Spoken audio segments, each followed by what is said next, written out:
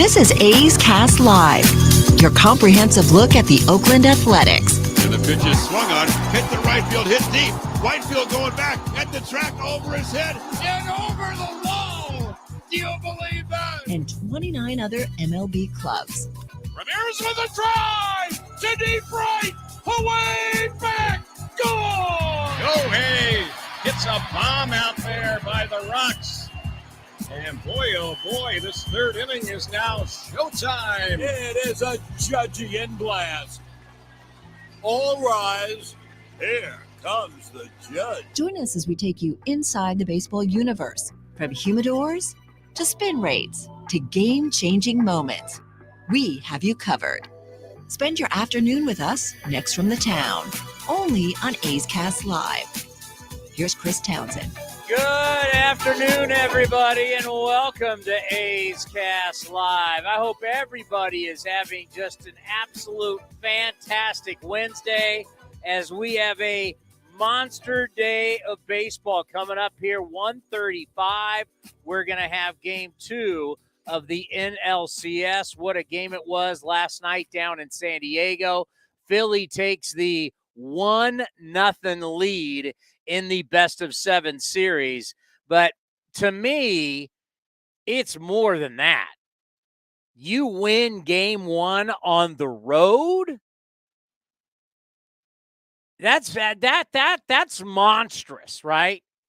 You've got the Padres, all of this momentum going on. You're the Phillies. You got all this momentum going on. You got these two it factor teams coming head to head, but you're doing it on the road, knowing in your back pocket that you've got your games back in Philly. And what do? You open up with a game 1 victory in San Diego. That's huge for the Phillies. And then you look at the series after that, which is going to start at 4:37. You're going to have the first series in the playoffs versus the Astros and the Yankees since the cheating scandal. A lot of talk has gone both ways since that time. Aaron Judge, if I remember correctly, stepped up in that and talked about how they shouldn't be World Series champions. You know, there's been Brian Cashman has talked about, well, yeah, you guys haven't been to the World Series, the Bronx Bombers. You haven't been to the World Series since 2009. He went, were we cheated out of it in 2017? And then on the flip side of that, you've got the Astros side. Probably the more fascinating. The Astros side of this is redemption. They didn't get it against the Nats. This is their chance to get redemption. You know, they've been to the ALCS 6 straight years. They've been to the World Series since the scandal, but they haven't won. This is their chance. I don't think they can ever redeem. I don't think they can ever make it go away. But I tell you what, time does heal. And this lines up for the perfect opponent for them. And I hate to even talk about it, but it is true. It really is the perfect opponent for the gotta get our last dive bar beer mug in here. I'm sad. We got the great, by the way, we're throwing out the great Dick Callahan coffee mug today. My dear friend Dick, rest in peace. Was a good friend of mine, meant a lot to me. We got Dick Callahan up front. I don't know, Cody, I had this thing all wired when you weren't here. You show up like a bull in a china shop, and now everything's out of place. Well, we had to get my computer set up to watch the Padres and Phils. All of that. No, we didn't have to get one of your computers. We had to get 2 of your computers. Yeah, one for the show, one for the game. I mean, I got one that we can use for the show. I mean, you're monopolizing the entire table and all that. Where's Jose? Can we get Jose back? Jose was over here when I got here. I don't know where's his bat. I'm telling you right now, that's too much. I had it all worked out, and now we're in shambles right now. This great set that I put together. I'll figure it out. Your shirt, though, by the way, you finally busted it out. Ricky's in the way, but yes, it is the Razor Ramon shirt. Bad guys last forever. Thank you, Cody. Goes into our great collection of T-shirts that we like to brag about here on A's Cast Live. But getting back to the Astros, and we'll get to the guests in just a second. To me, it's like the perfect scenario for them now. They could take down the Yankees. Perfect scenario would have been take down the Yankees, take down the Dodgers. Dodgers are out. They have no control over that. But for the Astros, this is their opportunity to take down the Yankees, shut them up, win another World Series, and then this core group of players, really what? Bregman, Altuve, like that's really it. Verlander. He was on that team. No, Verlander is not linked to that. Who else was on that Really? team? Why would you bring that up? I mean, he was on the 2017 team. Like for a couple months, and he's a pitcher. Trying to think. Has anyone ever said anything about the scandal in Justin Verlander? No, but I think there's 5 guys remaining from the team. It's them 3, Gurriel, and who's the other one? Nobody cares about. He has the most hits in the postseason for them right now. This is about Verlander and Bregman. And Altuve. I mean, Altuve. Yeah, Van Bregman, yeah. That's what this is about. Unless, I mean, if Correa would be the other guy. Yeah, I'm sure. Who's the other guy that's remaining? Tucker wasn't on. I mean, he was in the system, but he wasn't on that team. He doesn't count. Jordan doesn't count. Is anyone in there? Any of their other? Oh, McCullers. Yeah, the pitchers don't count. Yeah, so 3 position players. This was an offensive cheating scandal. Unless they had one. Do we know something that? Is there something I don't know about it with the pitchers? No, not that I know of. Nothing's come out. No news has come out about that yet. Man, we got all kind. We got our pitching ninja going today. Our buddy, the pitching ninja. We got a lot going today. All right, who we got? We got Tom Callis coming on. Yeah, Todd Callis, the TV voice with Blummer. Not Tom. Tom was the who's the old Philly? Harry Callis. Yeah, I think it's his grandfather. Todd Callis is coming on, the voice of the Astros. Jim Callis, no relation, spelled differently, from MLB Pipeline. He was out in the Arizona Fall League, so we can ask him about the A's prospects that are down there, Geloff, Soderstrom, and all that. Jaffe from Fangraphs, he's been big on the Yankees playoff run so far with the Guardians. I believe he was covering the series. What do you mean he's big on him? Well, he's been covering the series. Oh, okay. And he's been talking about the pitching. And then we have Shooty at 3:30. Nice. Callis, 1:30 from the Astros. Callis. I didn't even think about that till now. MLB Pipeline. Jaffe at 2:30 from Fangraphs, and the great Shooty Babitt. Well, one stat that, since you mentioned pitching, that really stands out. So many people don't want to talk about it. They love them, their bullpens, and everybody's throwing 100 miles an hour and up. Do you know what the Philly starters are right now? Unfortunately, I have that stat. If it's the same one, they're 3-1 with a 1.17 ERA and 38 in the third innings. But okay, smarty pants. How good is that? That's really good. I mean, their bullpen has a 3.80 ERA, so clearly the starters are carrying them. Of the 250 clubs to play in the last 6 postseason games in 1 year, only the 1920 Cleveland Club, whatever the hell they were called, 1920. Who was the Cleveland Club in 1920? The Cubs had a lower ERA than the Phillies. They were then the Indians back then, 1920. Oh, they can't even put Indians in the notes anymore. How pathetic is that? Jesus. Yeah, that's how good the starting pitching. So we can talk about Schwarber hits the hardest and longest home run of his career. Oh, the Oppo Jack by Harper. And by the way, even though I basically that first out by Bryce Harper, Cronenworth, like as soon as he hit it, you're like, base hit. No, Cronenworth's there. Makes a great play. But you're like, that should have been a base hit and an RBI. I can't wait for that to be back. Oh, yeah. I can't wait for regular baseball to be back. If you watched in the first inning, Harper rip one that is going to be a base hit again next year, had been a base hit for all these years, unless you were really playing your second baseman over. And even if your second baseman was in the infield, that would have been such a hot shot. It would have been this one hopper. I mean, it would have been a base hit RBI. But, of course, in the shift, it allows it and it takes it away. That was one of my first thoughts yesterday was I can't wait for this baloney. And you know what? Go back in history, folks. NFL, NBA, NHL have all changed defensive rules to make offense better. They all have. How defensive backs can play wide receivers is not the same way as the 60s, the 70s, hell, even in the 80s into the 90s. You can't hand check. You can't stick your elbow into guy. Have you ever watched a Warrior game lately? Go back and watch Last Dance, how they defended Michael. Do they defend Steph Curry the way they defended Michael Jordan back in the day? No. No one has a problem with the rules like that. So, yeah, getting rid of the shift, that last night, that ball, Harper ripped that ball. Should have been a base hit, 1-0 lead. Next thing you know, the Padres were getting out of it. Yeah, Zach Wheeler, though, back to him real quick.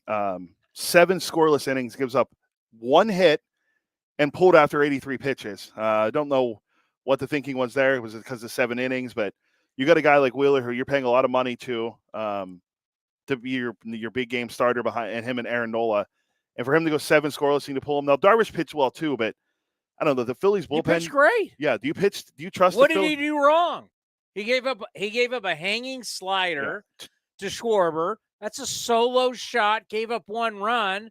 The other thing he gave up was an Oppo bomb, and the only reason why that was an Oppo bomb is because it's so warm in California right now. It's 95, according to Mike Farron, our buddy from Sirius XM Radio. Right now in San Diego, it's 95 degrees. Let me tell you something. If it's not that hot, that ball that Harper hit yesterday is a fly out to left field. So, you, Darvish, he pitched a hell of a game. Yeah, he was. I mean, they were both guys were fabulous. Bryce Harper homer in 3 straight games. He's hitting .407 in the postseason. 4 homers. Who's the last left-handed hitter to hit 4 straight in a postseason? I would say Bonds, but I don't think it's him. Daniel Murphy, you forget. Oh, with the Nats? 4 straight. Or the Mets? 4 straight postseason games with the Nats. No, actually, would have been with the Mets. That's 2015. He would have been with the Mets. That would have been Mets. So, last night, it was about starting pitching. And by the way, it was a great game. It was a lot of good defense. We got all kinds of numbers on relief pitching. Relievers have been, if you look at what San Diego's bullpen's done, Houston's bullpen coming into this series hasn't given up anything in forever. And they have no left-handed guys in their bullpen. Padres bullpen has been fantastic, but last night's game was a great playoff game, under 3 hours, dominant pitching, some clutch plays. That's what I'm hoping this translates. I know I said this on Monday. I know that it's not the big markets, but even though Philly is a monster market, who we kidding? But it's not the Dodgers, it's not the Braves, it's not the number 1 seeds. I'm just really hoping that this translates into something really special. And then kind of just bizarre yesterday, the way the ALDS ended. You're wondering, here you got the Yankees saying, who's our second best arm? Because our best arm went the night before. Yeah, and Cole, who's going to pitch game 3, probably. Who's our second best arm? Nestor Cortez Jr. Who was out there on 3 days rest? Nestor Cortez. And it's not in recent years we've seen, oh my God, we're going to pitch Kershaw on 3 days rest, and you need Kershaw to carry the load. Right? Yeah. Kershaw was like, you got to go out and be like Josh Beckett. And that Josh Beckett moment, is that 03? Yeah, the Marlins.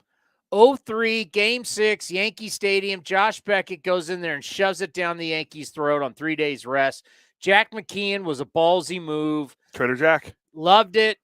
But this was not that. Nestor was, all right, man, we need 27 outs. Give us as many as you can. Whether it's 1 inning, 2 innings, 3 innings, 4 innings, we're not going to bank on anything. We're just going to say, you're our second best arm. We're throwing you out there. Go get us outs. And we're going to have a bunch of guys ready to come in and fill in for you, but just give me everything you can. Give me everything you can. And Nasty Nestor went out there and absolutely dealt. You could even say, if you're saying Wheeler went out early, you could even say Nestor went out early. He had 61 pitches through 5 innings and he got pulled. Now, the other side of this, and I told you about this. I was listening to Tom Hamilton's call going into the 9th inning, and Tom Hamilton brought up how Shane Bieber wanted to pitch Game 5 yesterday, and apparently Tito Francona and their pitching coach Carl Willis said that they don't want to jeopardize his career because he's coming off the injury last year, and he has plenty of time left to pitch in big games. Essentially, was paraphrasing, but it was based off the injury he had last year, and they don't want him to pitch on short rest. And I said, Nasty Nestor's doing it. Let me ask you a question. He didn't just win a Cy Young 2 years ago. Why are you even bringing up the manager and the pitching coach? Not true. It's coming. I don't even know why you're bringing them up. The Guardians, I know this for a fact, are a very analytic-driven franchise. I've got firsthand knowledge on how they operate. Can't tell you why, but I can just tell you that if you think Terry Francona and the pitching coach, what's his name? I think it's Carl Willis as the pitching coach. Carl Willis? Let me make sure. Carl Willis. If you think that they're making that call, you're buying that? No. I know better than most that it's coming from the people above them. They're mapping these games out, man. These games, except like last night. Last night's game wasn't mapped out. Last night's game was a traditional baseball game where you said, all right, we got two of the best pitchers in baseball. They both went 7 innings. I mean, they're fantastic. Wheeler, 8 strikeouts. Darvish, 7 strikeouts. Both guys walked just 1. That was 2 managers saying, these are our 2 best guys. Let them go. No one was getting pulled in the 5th inning like the Dodgers, which we've got to get more into that. I pulled Andrew Friedman's audio you sent me. That sent you? Yeah. So Andrew Friedman had his press conference, and I actually appreciated it. I'm shocked. I don't want to get off track here, but yeah, we will do a little bit of the Dodgers press conference. And the reason why we need to do that, and I know some people might say, why are you going to keep talking about the Dodgers? They're a historic team, folks. They won 111 games, and they bowed out like chumps. Like chumps. Like if you go like they win game 1 and then lose 3 straight, I don't even know what they look like. Now, I was thinking about it last night, taking my nightly walk around the park, and I was like thinking about going, who were these guys? Because I have an article here, the 3 questions of what the Dodgers need to do for next season. And I'm just thinking, who were they? Where was the swag? Where was the confidence? And did they not realize that the team in the other dugout was frothing at the mouth to kick their ass? That whole city, they were like keeping Dodger fans out of the stadium. Like this was a fight. And like they came in, they thought it was like an exhibition. They didn't hit. Their pitching was questionable. Their offense stunk. And oh, by the way, speaking of offense stinking, anybody shocked that the Padres didn't bring anything to the party last night offensively? No. Me, and if I know a lot of you out there who are going to be watching this today didn't follow the Phillies or the Padres that much, okay? I get it. Phillies have been a hodgepodge. Dave Dombrowski, one of my favorite guys in this game, one of the great front office guys, is going to be in the base. You talk about we always like to put people in the Hall of Fame. He will be in the Baseball Hall of Fame. He's the only man ever to take 3 different franchises as the leader of the franchise. I don't know what his title is now. Everybody has, Sam Folds a GM, so I think he might be the VP of baseball. I couldn't even tell you. Is he president? Is he PBO or what is he? He is the president of baseball operations for the Phillies. President. So he's PBO. Yeah. President, baseball operations. Yeah. And then Sam Folt's the GM. Back when he was with the Marlins, he was the GM. Remember when the Tigers were beating the A's in the playoffs? He was the GM, or he wasn't even the GM then. He was vice president. I don't know. He's been running these organizations. Then the Red Sox. He won the World Series with the Red Sox. What was his title then? I think he was the. Oh, was he the GM? I don't know. He wasn't the chief baseball officer like our guy Chaim Bloom is. Wasn't the CBO? Let's see. I swear to God, these things are ridiculous. Let me see what it says. According to Wikipedia, you can believe everything you read on Wikipedia. He was named the president of baseball ops. He was for the Red PBO. Sox. Yeah. All right. So as a general manager or PBO in baseball, he's the only guy ever to lead 3 different franchises to the World Series. He was the president for the Tigers too. So realize this: if he can get Philly, which by the way, their odds just went way up. Hey, he's the only guy with 3. He gets Philly there. He'll be the only guy 4 different. Yeah. There's only 30 franchises, and he's taking 4 of them to the World Series. If he takes Philly to the World Series, And that's incredible. And if he wins, that's 3 out of 4 he won with. That's pretty impressive. And the only way he didn't win with is the Tigers, he built great teams. Yeah. We experienced that. Who they lose to? They lost to the Giants and the Cardinals, I think, are the 2 teams they lost to. They lost to the Giants. 06 was the Cardinals. And which year did they have to sit and wait? One of the years they were one of the teams that had to sit and wait. Well, it wouldn't have been. Who cares? Doesn't matter. I would say it wouldn't have been. It might have been 2006. But anyway, the Phillies are this hodgepodge group of guys that they threw them together. I mean, what did they lose in the last month? Because remember when I was tracking teams for my 5th inning hit, for the 3rd inning hit, about teams that are falling apart in the second half and falling apart late. Do you remember that? Yeah. Philly was one of them. And I remember I did a report. Philly at one point in September, I want to say, had lost. Go look this up. I think Philly lost 10 of 13 down the stretch. I can tell you what their record was in September. The record in September this year was 11-14. Yeah, they stunk. Like, they backed into the postseason. But you just need to get in. But they've come together, right? I keep saying it. Now, we just had McCarthy was the guy, their play-by-play guy? Tom McCarthy, yeah. And he agreed with me. They're like the summer ball team that at the end of summer, they've come together, and now they're like the toughest guys to beat. So that's Philly.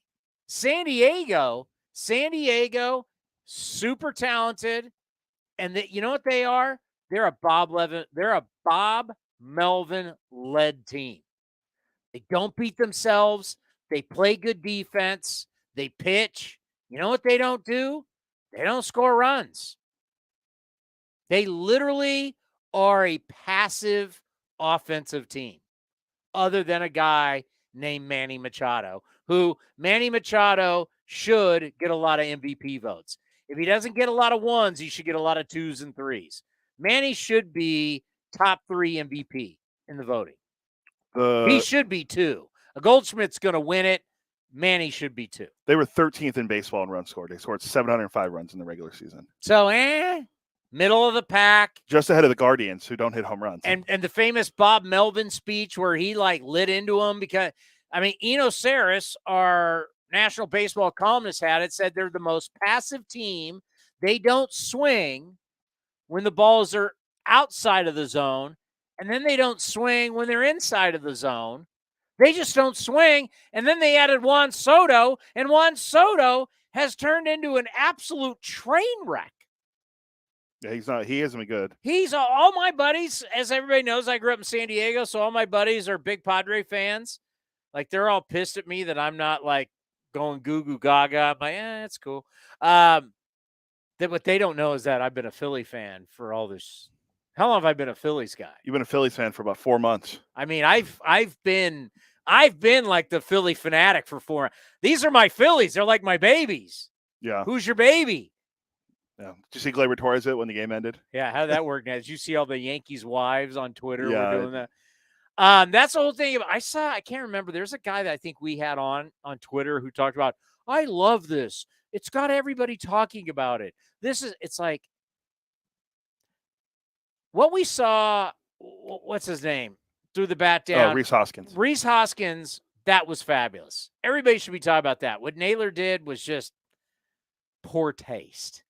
And if you think poor taste is what we need to sell in our game or any game, it's why football went to Tawny.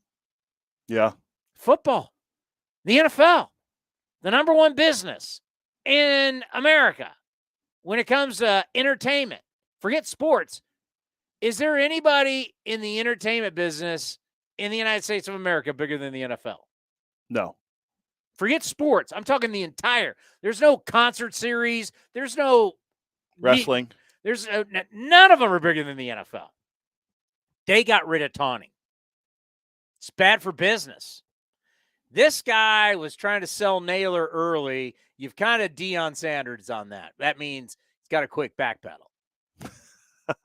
No one was better than Deion. By the way, have you seen the latest Aflac where they had the GOAT and Nick Saban goes, the GOAT, and Deion goes, oh, you talking about me? Oh, no. Nick Saban, Nick. Wow. Nick Saban actually shows some personality in his commercials. I like Nick Saban. And I love me some Deion. He's doing. I haven't looked at the record lately. Jacksonville State. Whatever Jackson State. He's doing a great job down there. Is it Jackson State or Jacksonville State? Let me see. Deion. He's coaching at Jackson State University. Jackson State. Where is Jackson State? Is it Florida? Let's double check. Jackson State Gamecocks are the Gamecocks.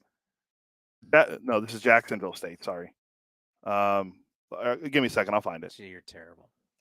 So, and then you trade for Soto, and you're the Padres. You're like, your offense is just, it hasn't been good.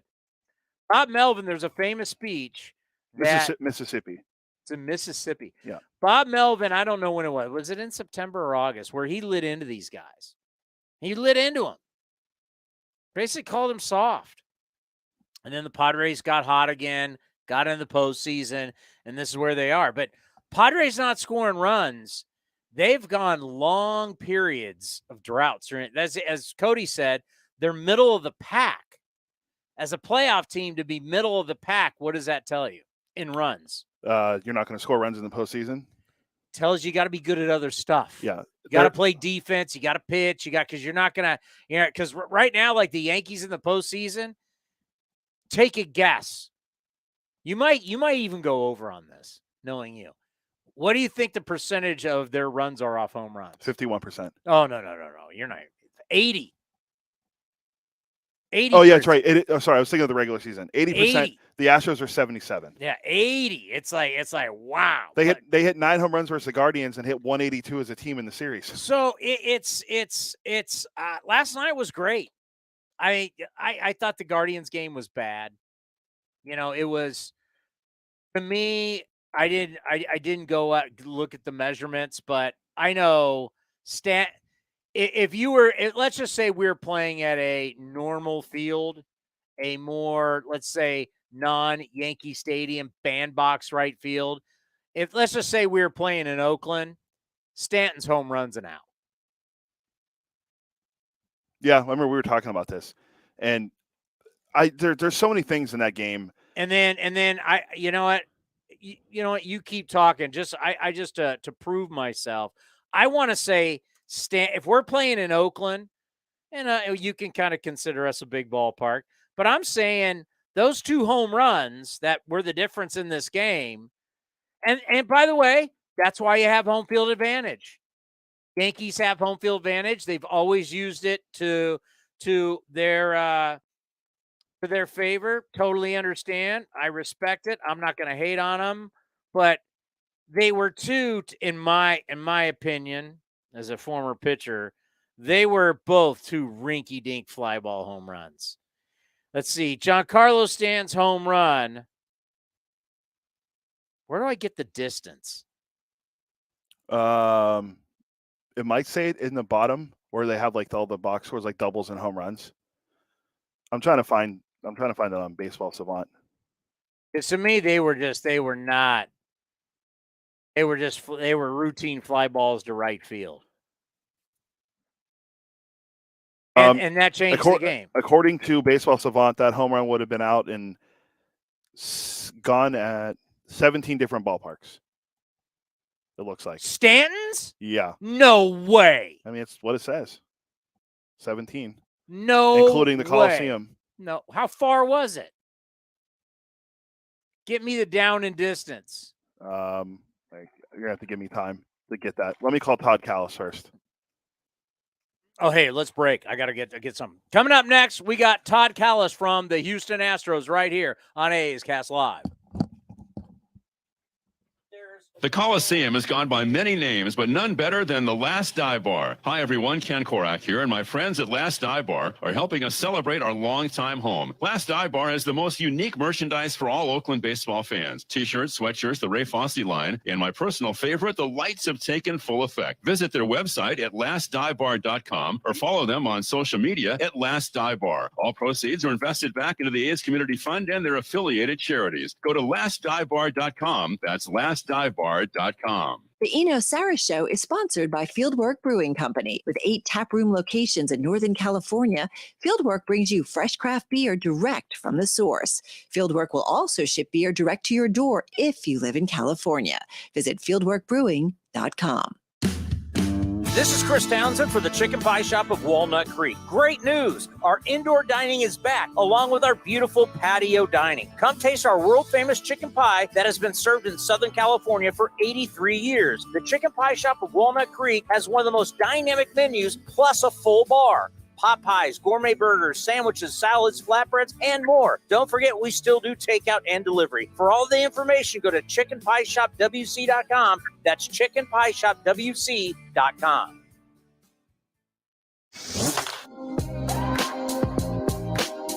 Two-time All-Star and World Series champion Stephen Vogt joined Townie on A's Cast Live to explain why Oakland is so special to him. This is home. It always has been, always will be. We've loved everywhere we've played, right? I mean, that's one of the things that I've learned throughout my life and career and been told by mentors is be present. Wherever you go, wherever you're doing, whoever you're with, be 100% present with them and in that moment. And I've tried to do that in every aspect of my life and in every season of my life. But when I think about my baseball playing career in the major leagues, the first thing that pops into my head is the Oakland A's.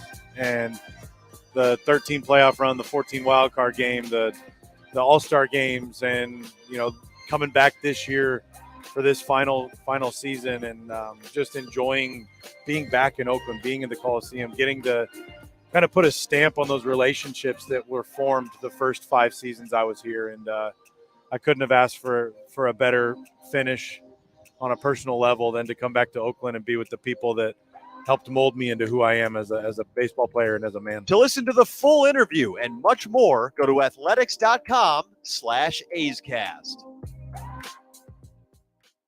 Humanity has accomplished a whole lot so far. We created penicillin, the automobile, and the internet, not to mention drones, duct tape, and the hot dog. It's all thanks to the power of human connections. And Ring Central's here to make that even easier, more seamlessly and securely, on a platform built to grow your business. Say hello to a whole new way to say hello. Visit ringcentral.com and say hello to possibilities. Ring Central. Message, video, phone, together. Some things just go together. Peanut butter and jelly, cookies and milk, Oakland and Kaiser Permanente. If that last one caught you off guard, it shouldn't, because Kaiser Permanente has been helping keep Oakland healthy since our very beginning. And as the official healthcare partner of the Oakland A's, that won't be changing anytime soon. Whatever you may need, you can trust Kaiser Permanente to help keep you feeling your best. Kaiser Permanente. Thrive. Visit kp.org today. The Oakland Athletics begin spring training on February 25th. Now's the time to make plans to catch us in Mesa, Arizona, and enjoy the sunshine with your family and friends. Buy your tickets early for the best seats at the lowest prices as your green and gold take on the Giants, Dodgers, Padres, Angels, and more at Hohokam Stadium. And Tony, it's a deep drive to right in the corner. Gritchick going back. He'll turn and watch it fly. Get your tickets at athletics.com/spring. That's athletics.com/spring. Coming in at 5'3", it's number one mom. She switched to Xfinity and got the all-new 3-for-1 bundle. Unlimited internet, streaming, and Xfinity Mobile. All for what you could pay wireless companies for just one 5G unlimited line. Boom shakalaka. Go to Xfinity.com/3-for-1, call 1-800-XFINITY, or visit an Xfinity store today.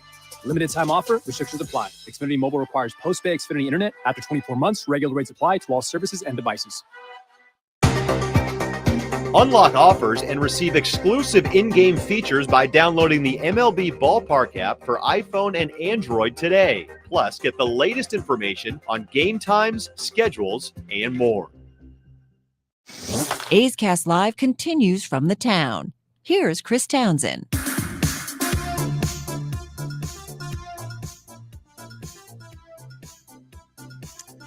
All righty, Jim Callis. Todd. Todd Callis. Why do we keep saying Jim? Jim Callis is at 2 o'clock. I've had Todd Callis on. Yeah, Oh, that's right, because we have Jim.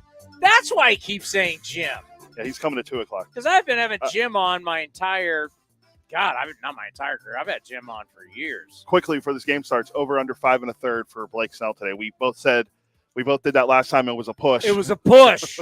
I know. I remember I played bookie. We went to Townie's little bookie shop. I set the over and under on 5 1/3, and soon as 5 1/3 hit and he was taken out, who's the first person I called? Me. Couldn't believe it. Everybody got to turn their ticket back and get their money back. Who would have thought? And wasn't that incredible? That's going to be. I'm going to say push again. It's 91 in San Diego right now. Oh yeah, the Farron oversold 90. Jim Bowden acted like he was in Arizona in the summer, but it's going to be warm in San Diego, no question. I know that, and Todd is with us. Todd, they're going to close. I saw BP earlier today. The roof was open. Are they going to have it open or closed for the actual game?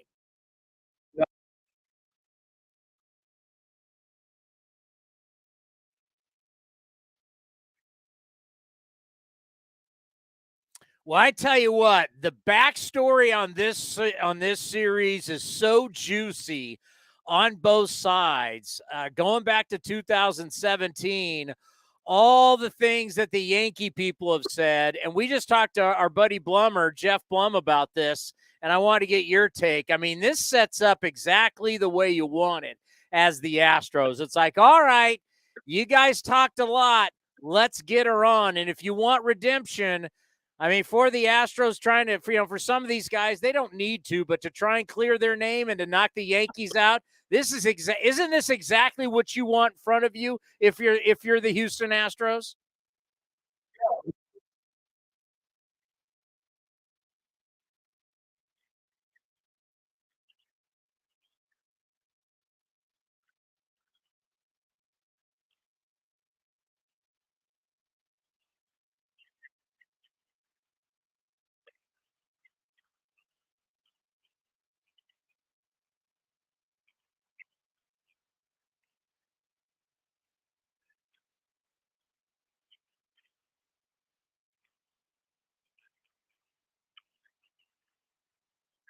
Yeah, the funny thing, it's like people start talking about, oh my God, they're playing. Well, this is how we play throughout 6 months of a season. We're used to playing X amount of games a year. My God, for the A's, we had 17 straight. A couple times we had 16 straight. It's like, let's strap it on. Let's go. The only reason we have all these days off is really because of television. And I got to think for the Astros, just, having this time off, they got to just be raring to go for this series.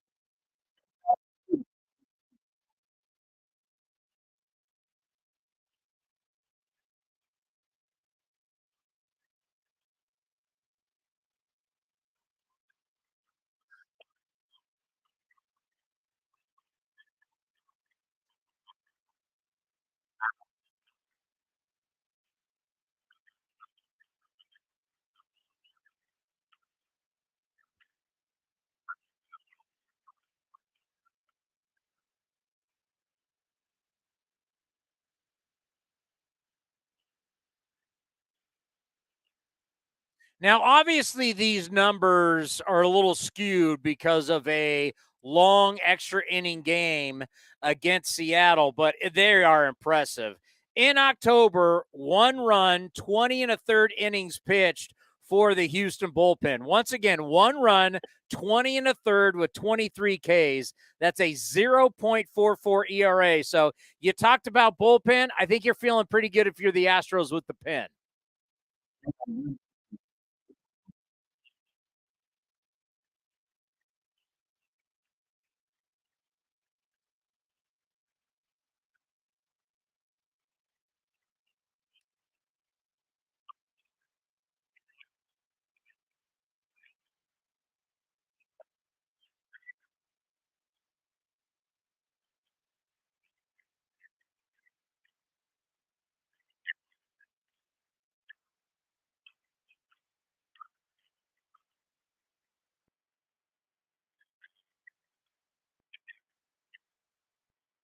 You know, what's funny about Verlander is that some of his postseason numbers aren't that great. Like if you take his numbers against the A's and the Yankees out, but once you put the A's and Yankees in, he's dominated us and dominated the Yankees in the postseason. So the team he's got going tonight, the team he's facing tonight, whenever Verlander sees that intercrossing NY, his eyes light up. He's been fabulous against the Bronx Bombers.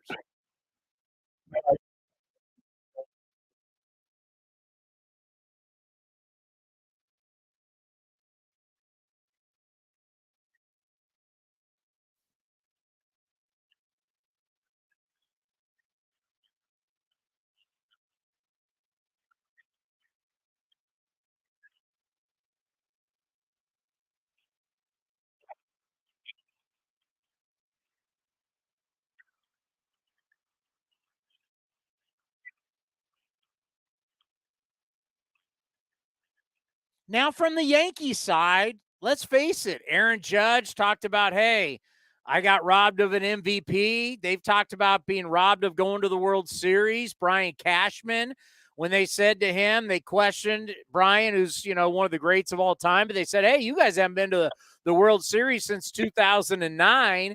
Cashman said, well, we kind of got cheated out of it in 2017. So is there any more talk about that from the Yankees side going into this, or has there just not been enough time for that to resurface?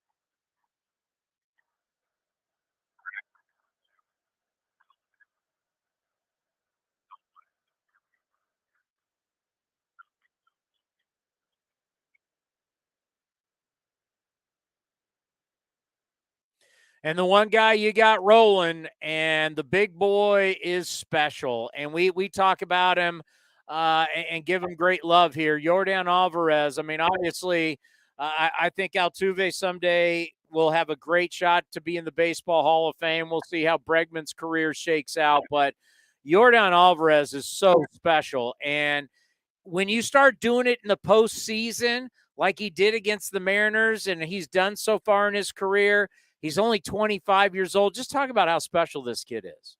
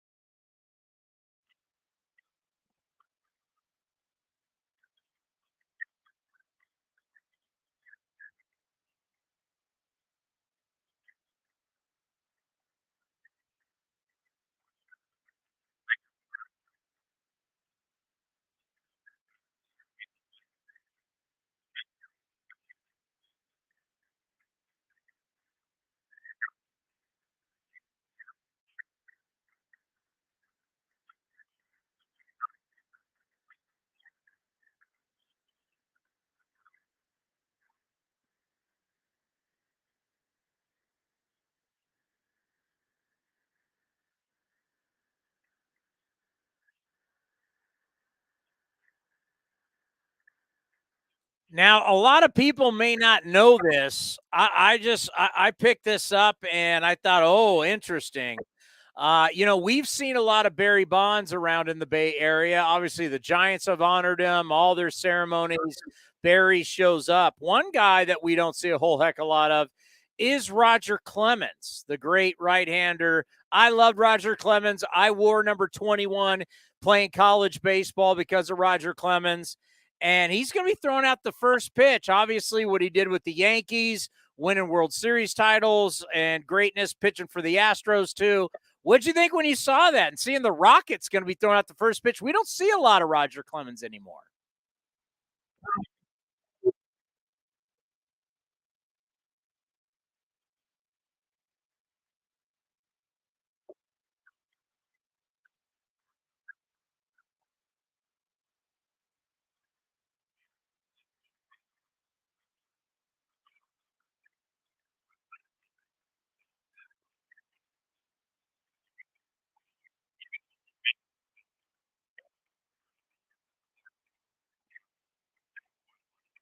I'm glad. We should. He's one of the greatest pitchers of all time. It's ridiculous that he's got 7 size. Bonds has 7 MVPs, and they're not in the Hall of Fame. I mean, you can't tell me Roger Clemens is not good for the game of baseball. And seeing more, I mean, I wish I knew that. We love Sparksy. If Sparksy was out, I'd love to hear Roger Clemens do radio.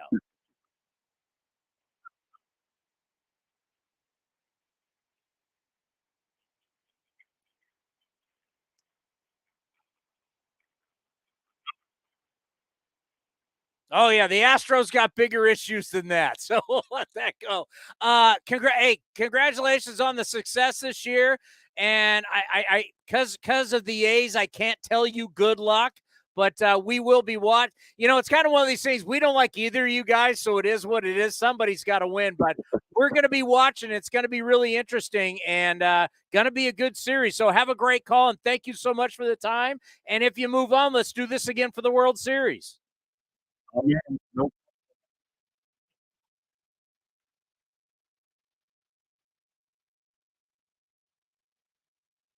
Yes, right? It's just a reality. It's like it's easy with the Padres and Phillies. You can't hate either or, right? But when it's Yankees, Astros, it's like, my God, it is what it is. Have a good call. Right? I hate the Yankees. I hate the Astros. I could do my Bush League line where you know what I do in a game like this. You hope both teams lose? No. Oh, what is it? I root for injuries. Oh, God. But you can't do that. You can't say that on a show. Trying to think if there's any former A's we can root for. Frankie's on the ALCS roster. Frankie Montas from the shoulder injury. Lou Trevino. Because that, I know you mentioned to me, like, hey, we didn't talk about Frankie. I'm like, he's got a shoulder injury. He's out. Has there been any news on Frankie before we even found out? And by the way, that's kind of something that's, I would say, helped the Yankees. Are these rainouts and the fact that they show up today, not a whole lot of media availability, so they don't have to talk about their past comments. Because if we would have had, 2 days leading up to, it would have been 2 days?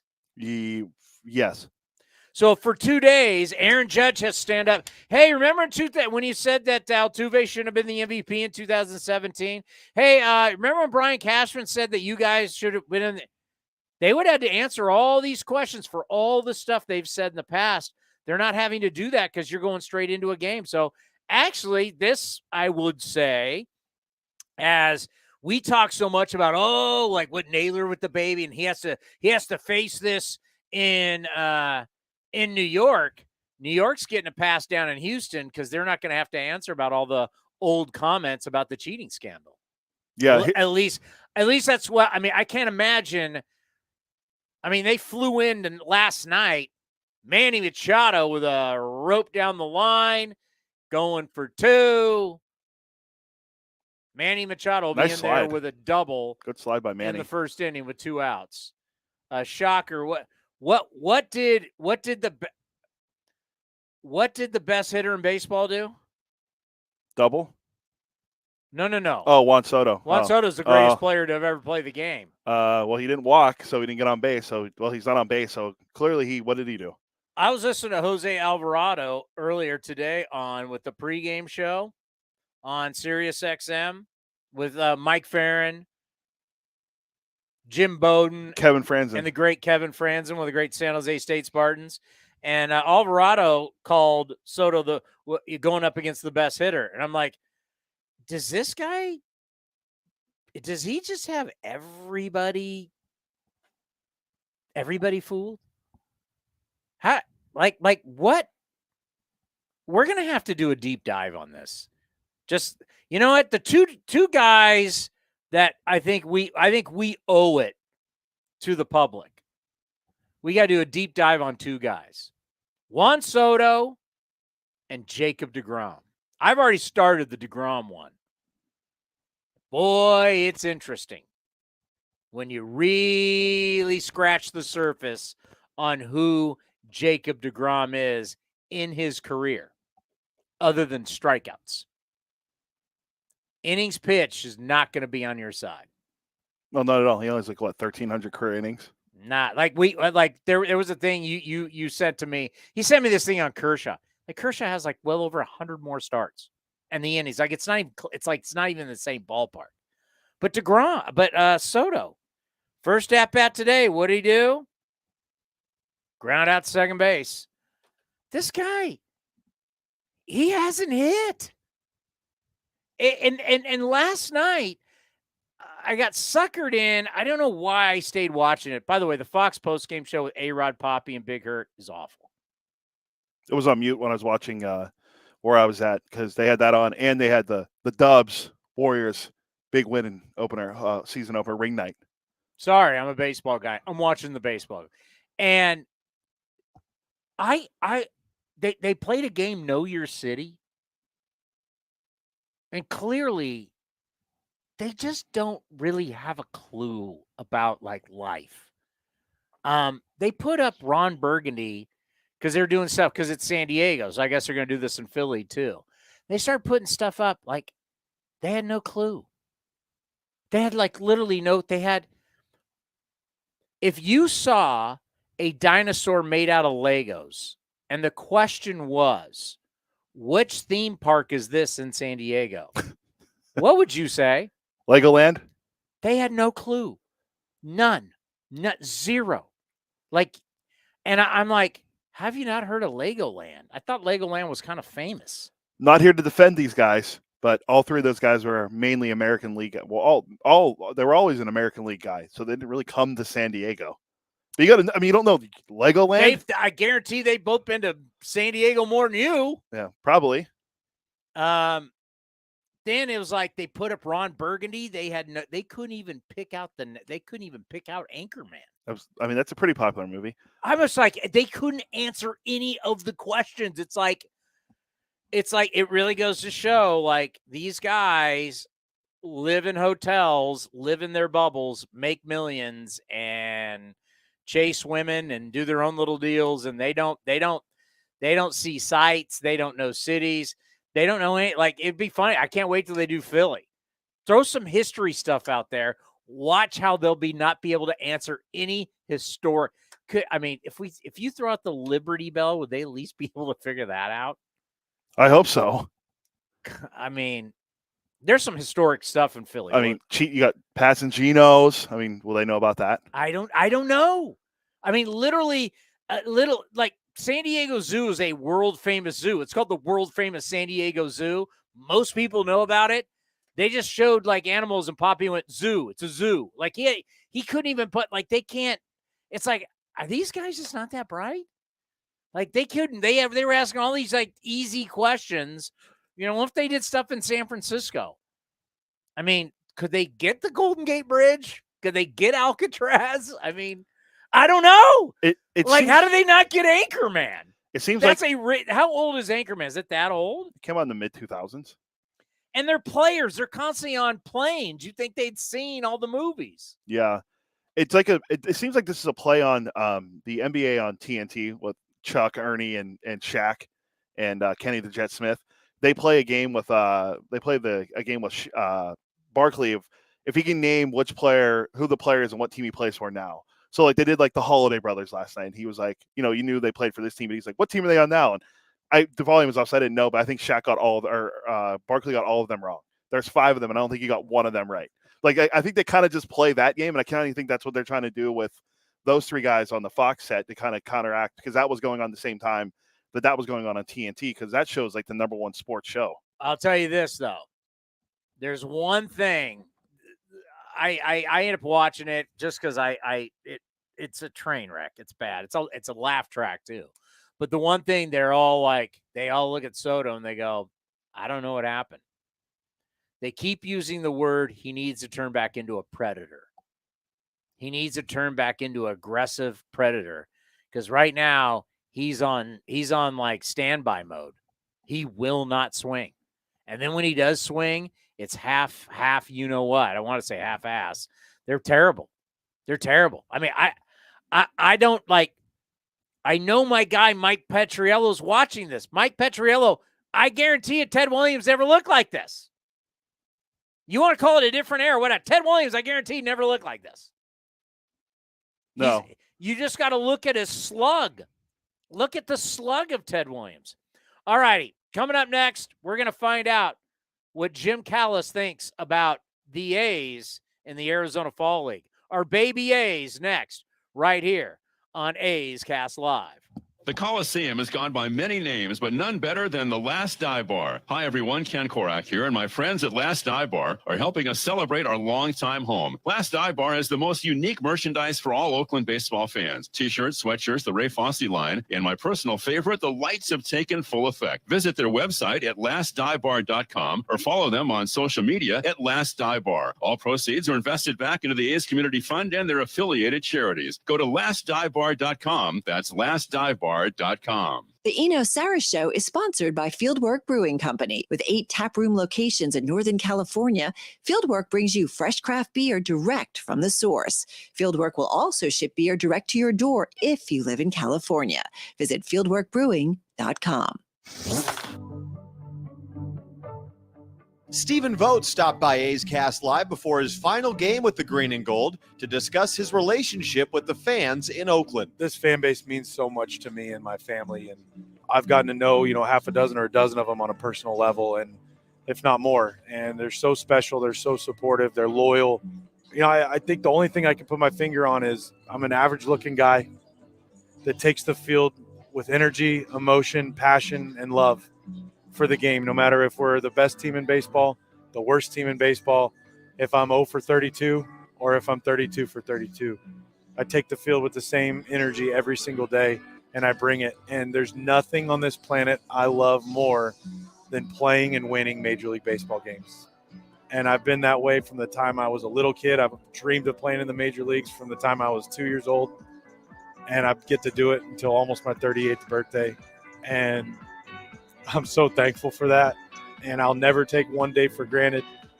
I'm going to take the field tomorrow with all the energy and passion you've ever seen, and I'm probably going to walk off of it with tears in my eyes, because what this game and what this place in Oakland has given me and my family, the opportunities that it provided, that I was fortunate to take and run with the support of my beautiful wife, Alyssa, our kids, my dad, and my whole family and friends and support system. And most importantly, the fans. You guys gave me energy to play every single time here. I think that's why. It's green collar baseball. I know we're not supposed to use that hashtag anymore, but it's something that when I saw green collar, I'm like, man, that's me. I'm a punch the clock, get your work in, and take the field, and be blessed and be honored to take the field in the big leagues every single moment you get. I believe it's Stephen Vogt!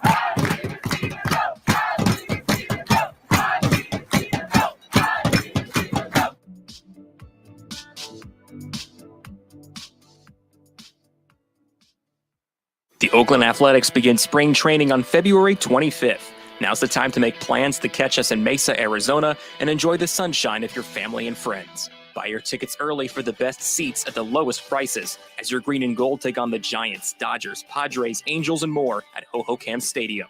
And Tony, it's a deep drive to right in the corner. Gritchick going back. He'll turn and watch it fly. Get your tickets at athletics.com/spring. That's athletics.com/spring. Coming in at 5'3", it's number one mom. She switched to Xfinity and got the all-new 3-for-1 bundle. Unlimited internet, streaming, and Xfinity Mobile. All for what you could pay wireless companies for just one 5G unlimited line. Boom shakalaka! Go to Xfinity.com/3-for-1, call 1-800-XFINITY, or visit an Xfinity store today. Limited time offer, restrictions apply. Xfinity Mobile requires post-pay Xfinity internet. After 24 months, regular rates apply to all services and devices. Streaming from the East Bay, A's Cast Live continues with Chris Townsend.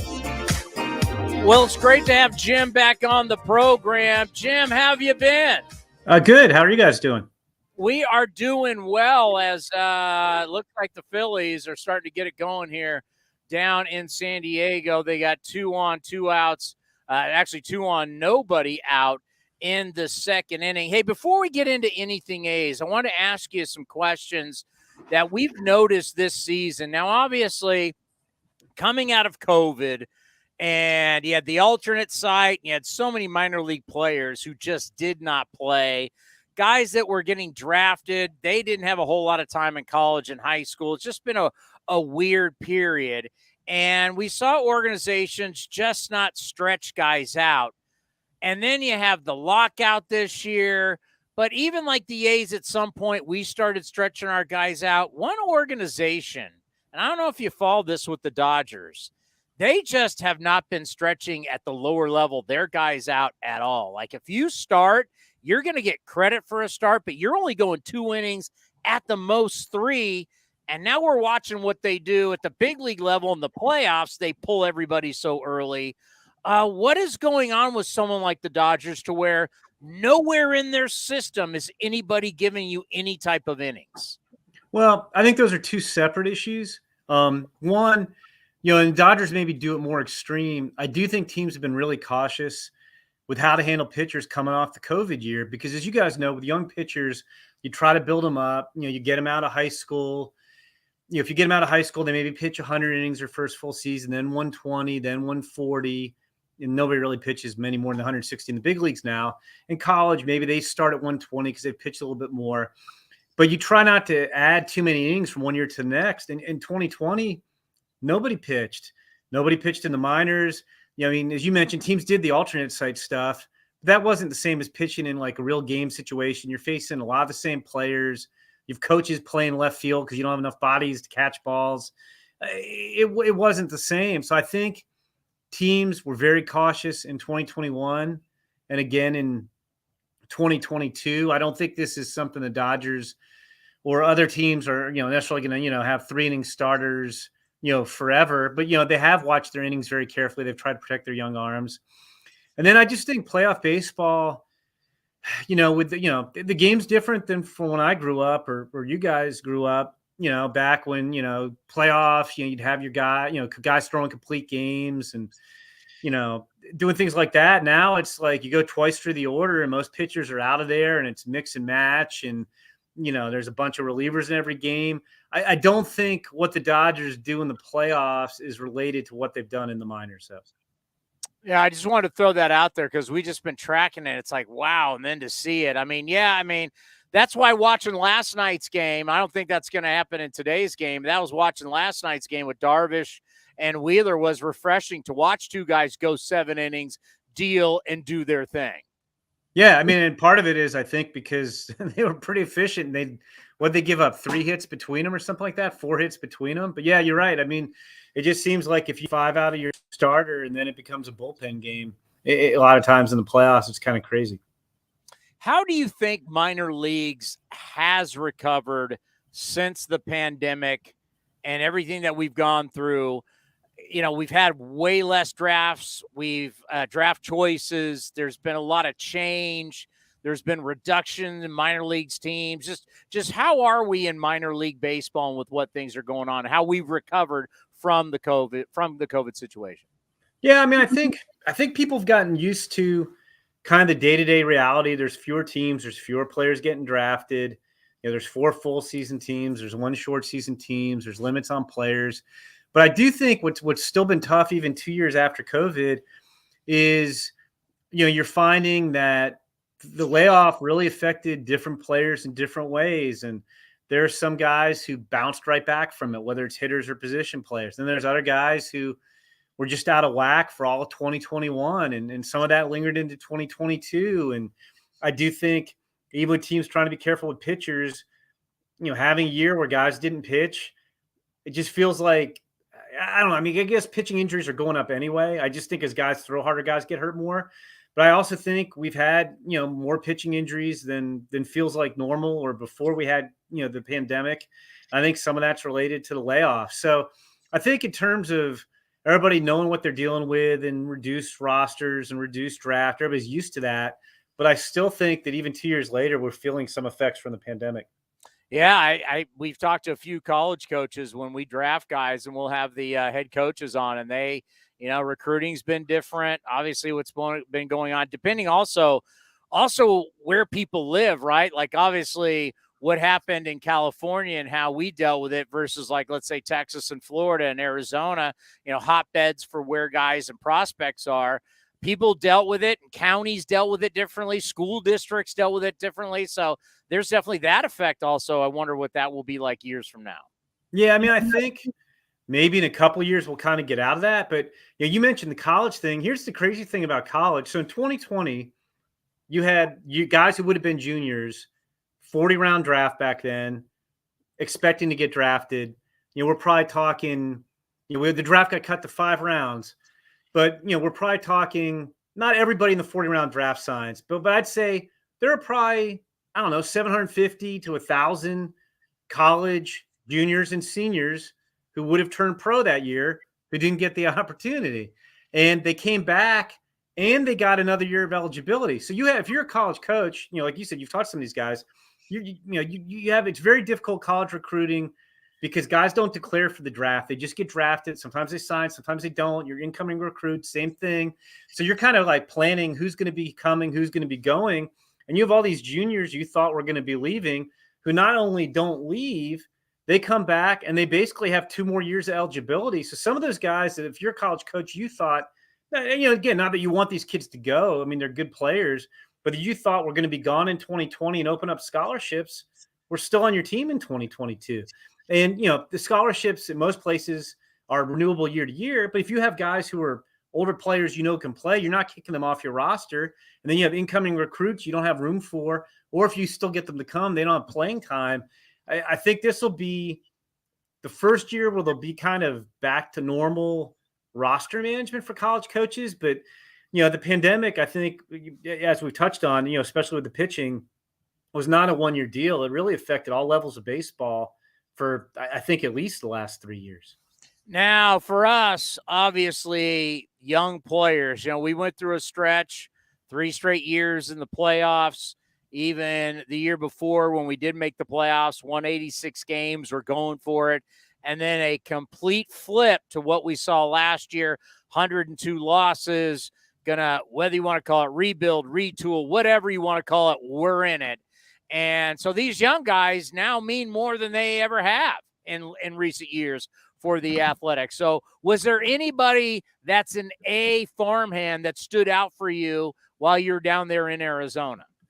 I think Zach Geloff. I'm sorry, I'm distracted here. I don't know if you guys are watching the game too. Juan Soto just lost the ball in the sun, and now it's 2-0 Phillies. But hey, I can tell you, I'm originally from San Diego, and all my buddies, they couldn't have been more excited when he showed up. They can't be more furious with him. The way he hasn't hit, and then, we just saw it. He missed it in the sun. Juan Soto went from like, oh, my God, this guy's the greatest. People in San Diego scratching their heads. Yeah, I think he'll be okay in the long run. But getting back to your question, I have my TV on over here to the right, so I keep turning to the right to see what's going on there. But no, Zach Geloff kind of stood out to me the most. I'll tell you what surprised me the most about him. He looked pretty good at second base. I think of him as more of a third baseman. I know they played him a lot at second. He looked pretty good at second base when I saw him. I was there for a week. I'll go back for the final week too. But he was he was pretty impressive. I mean, I know he can hit. You know, he's moved real quick in the minors. I remember I actually saw him for the first time in Arizona. We broadcast the MLB4 tournament. I guess it would have been 2019. It was his first game he played in college. I remember watching him in BP thinking I'd never heard of him. The way we split the draft in MLB, I have half the country, but I didn't have Zach Geloff, who's from New Jersey. So I didn't really know much about him. I'm like, man, this guy looks really good in BP. And then he hit 3 doubles in the game. But no, I think Zach Geloff, I think, the question is he a guy who's a solid player versus a guy who's like a cornerstone you build a team around? He might be more of that solid regular than a, true star you build around. But he looked really good in Arizona. I mean, it's always an offensive league out there. I think the pitching's actually it was pretty bad last year, and it might even be a little worse this year. I think again, it's kind of related to the pandemic in terms of teams don't send pitchers who hit their innings limits during the season, and the innings limits are lower still related to the pandemic. So you have fewer top-notch pitchers go out there. The A's are kind of an exception. I saw Mason Miller throw really hard. He didn't make it out of the second inning in the start, but I saw Mason Miller hit 100 repeatedly. I'd seen him at the combine. He was a guy I was familiar with from the draft. JT Ginn looks a lot different than I remember seeing him as an amateur before the Tommy John surgery. He used to be kind of a 4-seam mid-90s guy, and now he's kind of more of a low 90s sinker slider guy. Still has a slinker, maybe not quite as powerful as it used to be. I didn't see Ryan Cusick. I know it's weird. He's not giving up any runs, and I think the league ERA is over 6 down there. But he's also not striking out a lot of guys and not throwing a lot of strikes. But I didn't get to see him personally to tell you what his stuff looks like down there. What do you need to see? We can be generic on this. What do you need to see down there that you feel actually translates when you can really say, okay, I see that will play at the big league level? Yeah, it's funny because, like I said, I mean, just the environment and just the talent down there, it's really slanted in favor of the hitters. So I don't even really look at performance as to more like not so much the numbers matter, but like how a guy gets to those numbers. In terms of both hitter and pitcher, is he controlling the strike zone? Are the hitters chasing? Because you can have guys who strike out 35% of the time who are still going to put up big numbers down there because the ball flies. But, are they controlling the strike zone? Or are pitchers commanding the ball?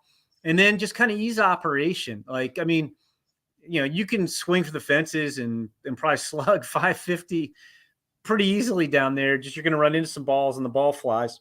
But so it's more, I think, how guys do it than what they're actually doing, if that makes sense. And I mean, look, over the years, this is the 30th year of the league. They've sent more than, I don't know the exact numbers, more than 3,000 players to the big leagues. It's a crazy number. More than 60% of the guys down there play in the big leagues.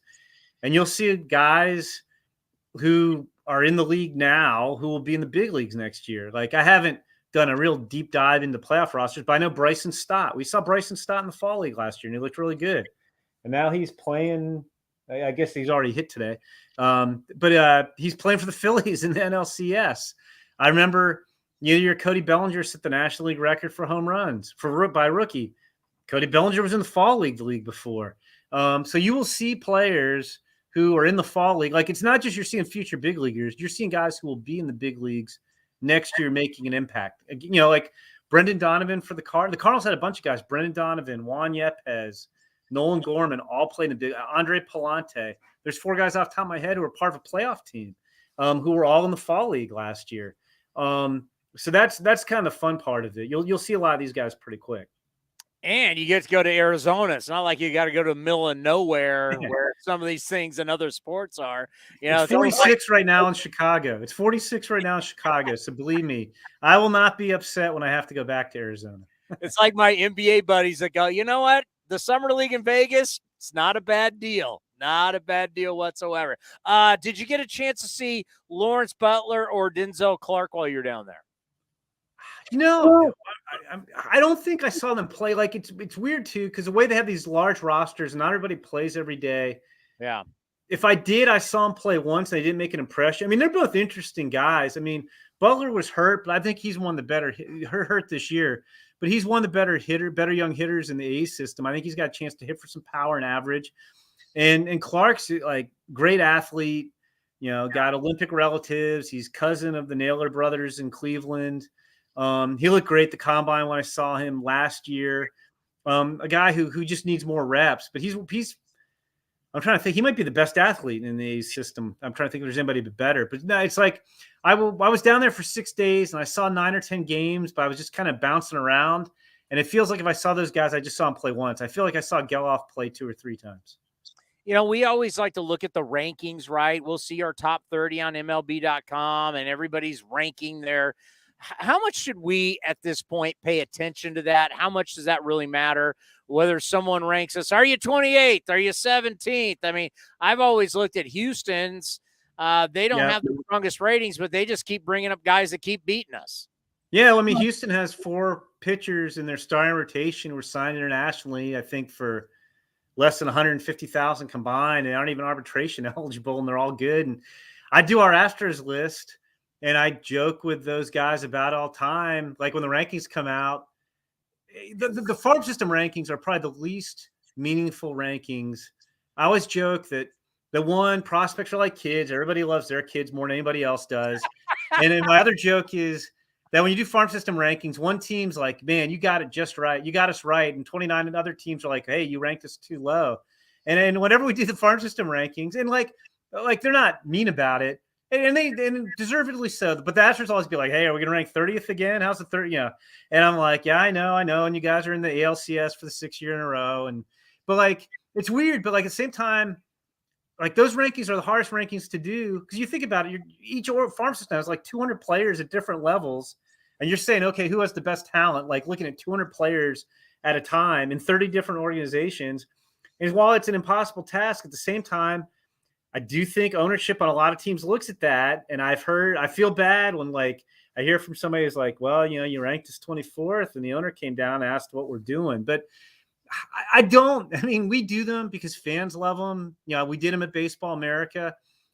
I don't think farm system rankings matter that much, to be honest with you. I mean, the other thing I'd say about them too, I think we can identify, and I've been doing this for 30 years. I can identify 3, 4, 5 systems that are like the top systems.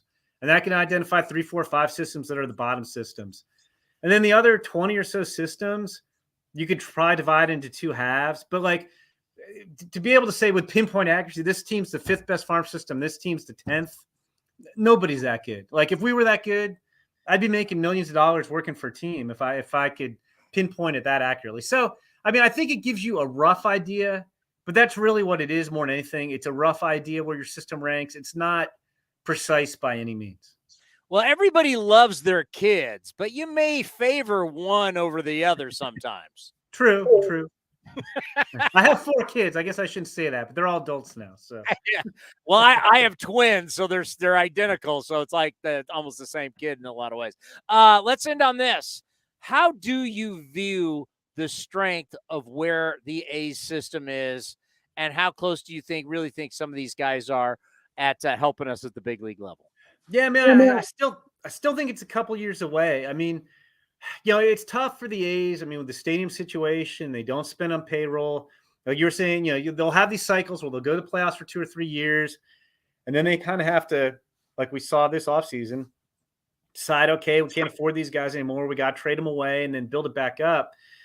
The tricky thing for them has been a lot of their best prospects through the years have come via trades. It's not like and it's hard to crush it in the draft every year, but I'd say they're kind of ordinary draft results. So like when they make trades, they really need to hit on guys. I mean, we saw Ken Waldichuk get there this year.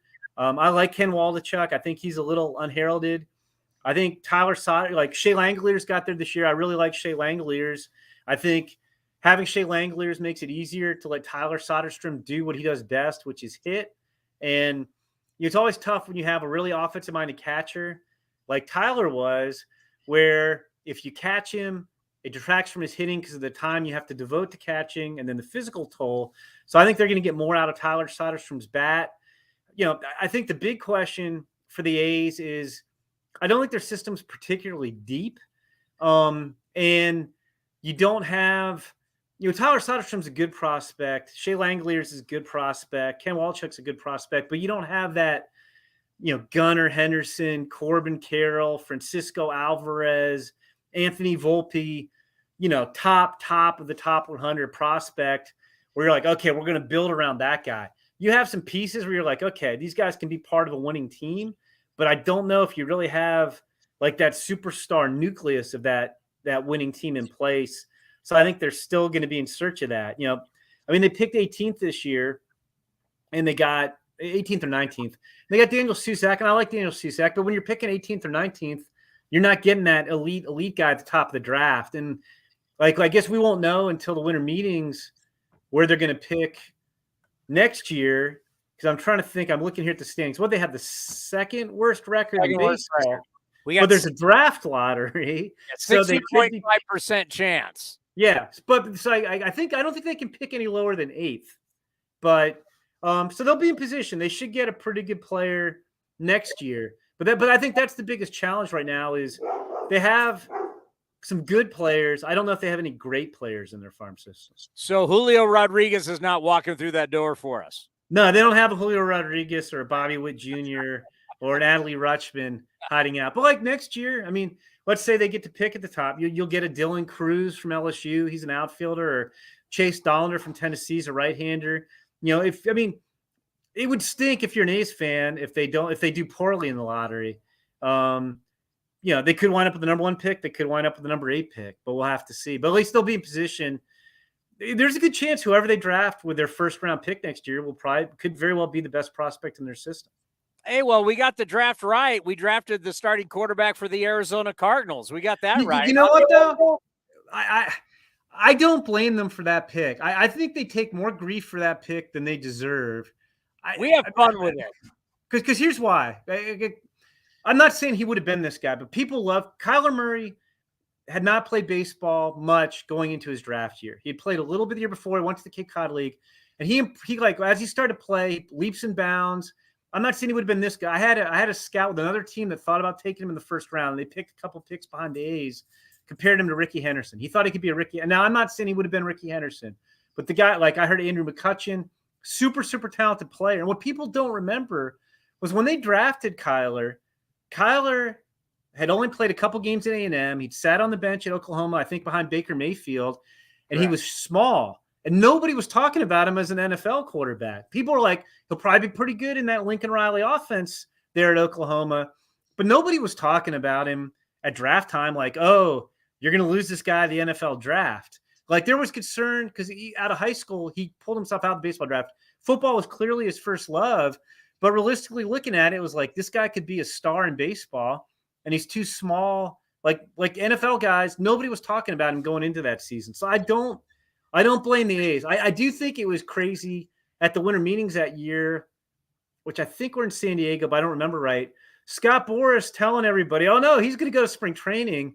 And I was listening to that thinking, the Kyler Murray, not that I know him well, but that I remember covering him when he was in high school, loves football. He's about to win the Heisman Trophy. He's going to get no, I didn't know he was going to go number 1 in the NFL draft. He's going to go in the first round. That guy's gone because he loves football. And Boras was telling everybody at the winter meetings, oh, no, he'll be in spring training. At that point, he was gone. But I really, maybe I'm in the minority, but I think they took a chance at a guy who could have been a transcendent talent possibly. And at the time, nobody thought he was going to the NFL because they're like, he's too small. Oh, I remember when we drafted him, and I'm the one that interviews all the draft picks, and he and I are standing eye to eye, and I'm like, how does this guy play quarterback? And then at the same time, I was also working for the Oakland Raiders, so we played him a couple times, and it is amazing the success he has had at his size. When you don't square him up. Nobody ever squares him up. He just doesn't get hit. I know, and he has trouble seeing the field. It's amazing because his linemen are 6'5", 6'6". He's my size, 5'10". I mean, it's unreal. But, hey, always appreciate your time. We'll let you get back to this game. Means a lot that you stopped by during this game. So we truly appreciate it. You're the best at what you do. Keep doing it, and we'll be following it, obviously. Well, thanks for all the kind words, and it's 4-1. I've missed some action here. I'll get back to that. But always good talking to you, and take care, guys. Thanks. See ya. Thank you. Yeah, Jim Callis, he is the best covering the minor leagues. Is that Drury just went yard? Yeah, the big trade deadline acquisition, Brandon Drury. The only guy that hit that they traded, the Padres traded for. We got a couple comments during the after the first inning. They're like, Blake Snell cruised to the first inning. What happened in the second inning? He gave up 4 runs. Yeah, well, I mean, Juan Soto did drop a. Wait a minute, Bell just went yard. Or is that foul ball? Oh no, that's gone. Oh wow, that's ex-Pirate legend Josh Bell. Wow, back-to-back yaks off Nola, and it is 4-2. I told you this series is going to be exciting, and everybody's going to go, well, it's not Dodgers, it's not Braves, it's not Mets. It's like you got 2 fan bases that are through the moon with baseball right now. While everybody else has gone their way with football, now NBA has started. Sharks fans, going to be a long year. Just, it is what it is. Just thank God it's not a cold winter here in the South Bay. 0-5, that's not good. It's part of the process. How hot is it in San Jose right now? The computer says 88. It was supposed to be 90 today. 90. It's 91 in San Diego. In San Diego earlier today, while I was listening to Sirius XM, our buddies there, Mike Farron and Franny said it was 95, and Jim Bowden was shedding layers. It was so hot. Somehow it dropped 4 degrees there. But, I mean, yeah, it's California. We're in a drought. It's warm. It is what it is. It's beautiful. It's nice. It's good for my golf game. But that was the thing that they talked about for this series also, is that going to be – Philly's a bandbox anyway, but Petco Park's not a bandbox except in the day when it's warm. Ball flies out because you have no marine layer. See, that's the difference between this ballpark and the old Jack Murphy where the Padres played. That was inland, so it was always warm. Here, I thought he was going to overthrow it. So here, this ballpark is downtown, right on the water. So you get what you see in Oakland and San Francisco. You get the marine layer. You get the cooler nights off the Pacific Ocean. Back in the day when the Padres played inland, it was always hot because you didn't get the marine layer didn't get that far in. It would burn off. So it is warm in San Diego. The ball is flying. That's now 4 home runs in two games in this series, and we got a long way to go. But the Fightin' Phils are up 4-2 in the second inning. So I think our Blake Snell 5 1/3. I don't know if that's gonna. What were the questions, by the way? That they were saying about Blake Snell going cruising through the first inning, and then the second inning came around. That 5 1/3 under is starting to look good. Yeah, he's already like 42 pitches or something like that through 2 innings. That ball Juan Soto dropped was embarrassing. I mean, maybe it's in the sun. And then there was another ball. Yeah, I know we're talking about a game that's going on right now. But then there was another ball that was a foul ball that a decent right fielder gets to. Juan Soto is being exposed. He's being exposed as he stinks on defense. He doesn't have a great arm. He doesn't have speed. He's not your prototypical, what you'd say, right fielder. I mean, what this guy walks? I know he's had one big offensive year, and he was super young at the time. Was he like 20? Yeah, what was that? Was that 2019 when he was good? Or he was really good. Well, he's good in the COVID year. But it's like, wait, what are you looking at now? You're looking at a guy for a season at 230, and now in the postseason's hitting 170. Yeah, it's not like and doesn't play. He didn't play good defense against in the Dodgers series. Here, I mean, it's like, you're saying this guy's worth $500 million and you're comparing him to Ted Williams? All right, here's his batting averages year by year. 2018, he was 19. He hit 280, hit 292. Good. 282. Good. 351. 351. In 2020, he played in 47 games. 313 last year. Good. And now this year he hit 242. Ooh, what did he hit for the Padres? 236, 6 home runs, 16 runs driven in. 778 OPS. He walked more than he had base hits this year. I think he's the first guy to do that since Joey Gallo did it. But all Gallo does is hit home runs and strike out. So you're not looking for Gallo to, hit a single down the line or take the ball the opposite way. But yeah, for Soto, that's his numbers. And I think I have his numbers in the postseason. Well, he was 188 going into this series. And he's already 0 for yesterday and 0 for today. Yeah, I had restart the browser here. Yeah, it was like 223 maybe. Is what he's hitting in the postseason. No way. He was hitting 188 in the Dodgers series.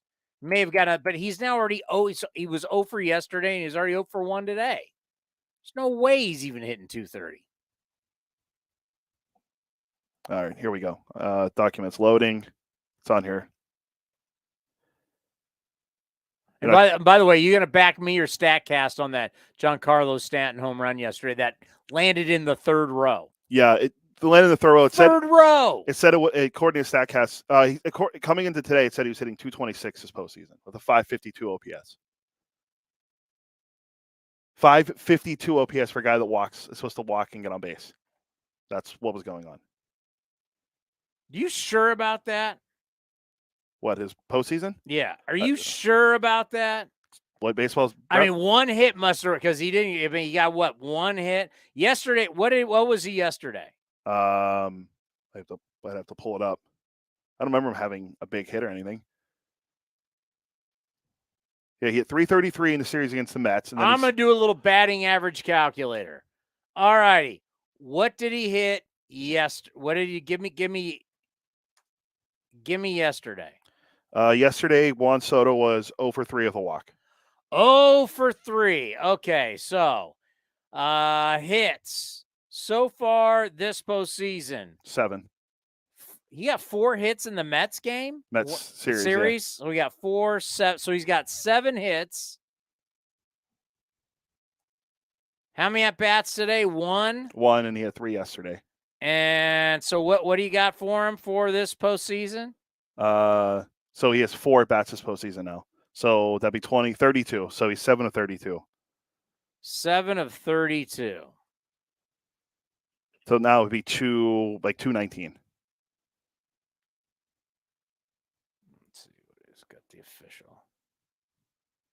Low 219. Yeah. He's hitting 219. Let me call Jay Jaffe here. I know. By the way, you know what he hit in the series against the Dodgers? 180 something, like 188. He hit 188 against the Dodgers in that series in 4 games. 188. I mean, it's unbelievable. What does Jaffe want to talk about? Well, the postseason. Does he have a book going out? No. Always love having him on the program. Also, we can talk Hall of Fame too. Ooh, do we have anything Hall of Fame going on these days that are not yet? But Jay's here. Jay, welcome back. Welcome back to A's Cast Live. How are you? Well, we were just talking about being. Where are you located? Yeah, let me tell you something. Out here in California, super hot right now. In the Bay Area right now, where we are in the Bay Area, it's 88. Down in San Diego, it's 91. And when it is hot at Petco Park, boy, the balls fly. And we're seeing that today down at Petco.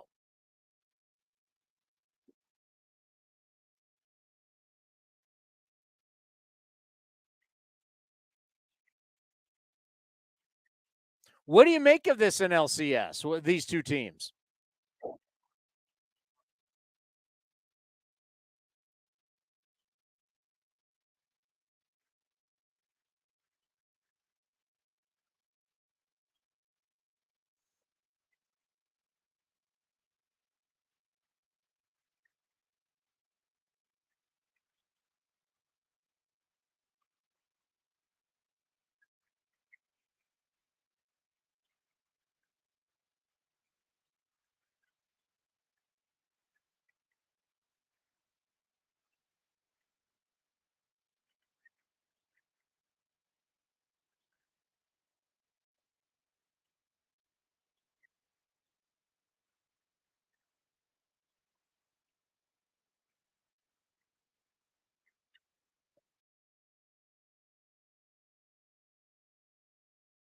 Yeah, you think about that draft and all the different players that have come out of that draft. When you think about Harper going number 1, Taillon, who's going to go tonight, was number 2, Manny Machado number 3, Syndergaard, Castellanos, Real Muto. I mean, even Drury, who just hit a home run in this game. A lot from that draft is in this. And when you talk about, yeah, it's good to see for Bryce Harper, Manny Machado, these guys, kind of been linked ever since that draft.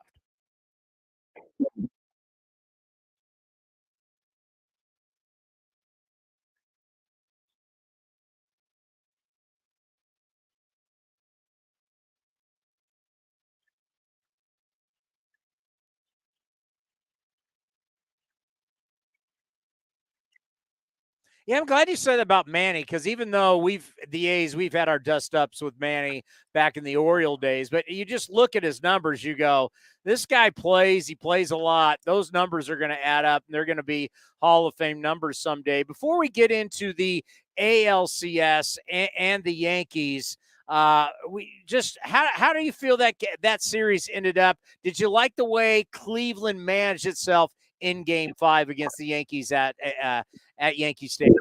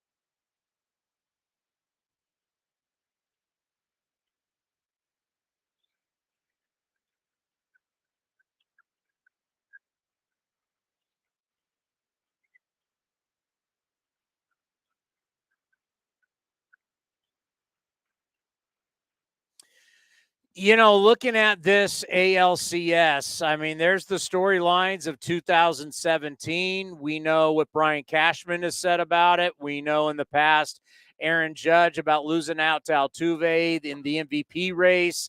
And you think about how juicy this could be. They're facing each other again. Obviously, we deal with this with the Astros all the time. They're trying to get that validation of winning another World Series without the trash can banging and all the cameras and the sign stealing. And I thought there would be this big buildup, but because of Mother Nature and because of rainouts, all of a sudden Yankees fly to Houston. We're not having the big press conference. We're not having all these questions brought up. It's like you land, wake up the next day, let's play Game 1. How do you think that plays out in this series that we're not going to get all that buildup and drama?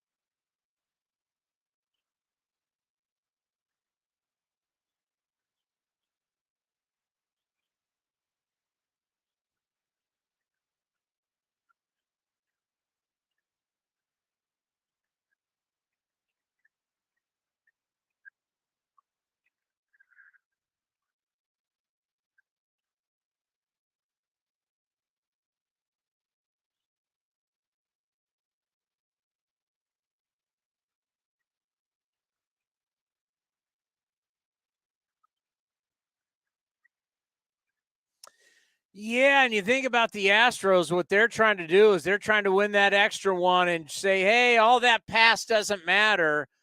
If they are able to get past the Yankees and they're able to get past whether it's going to be the Phillies or the Padres, and they win another World Series, and everybody's going to be happy for Dusty Baker.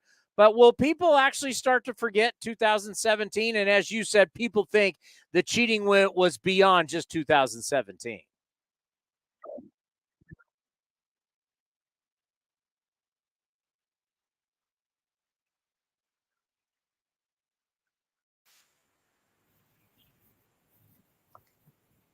Yeah.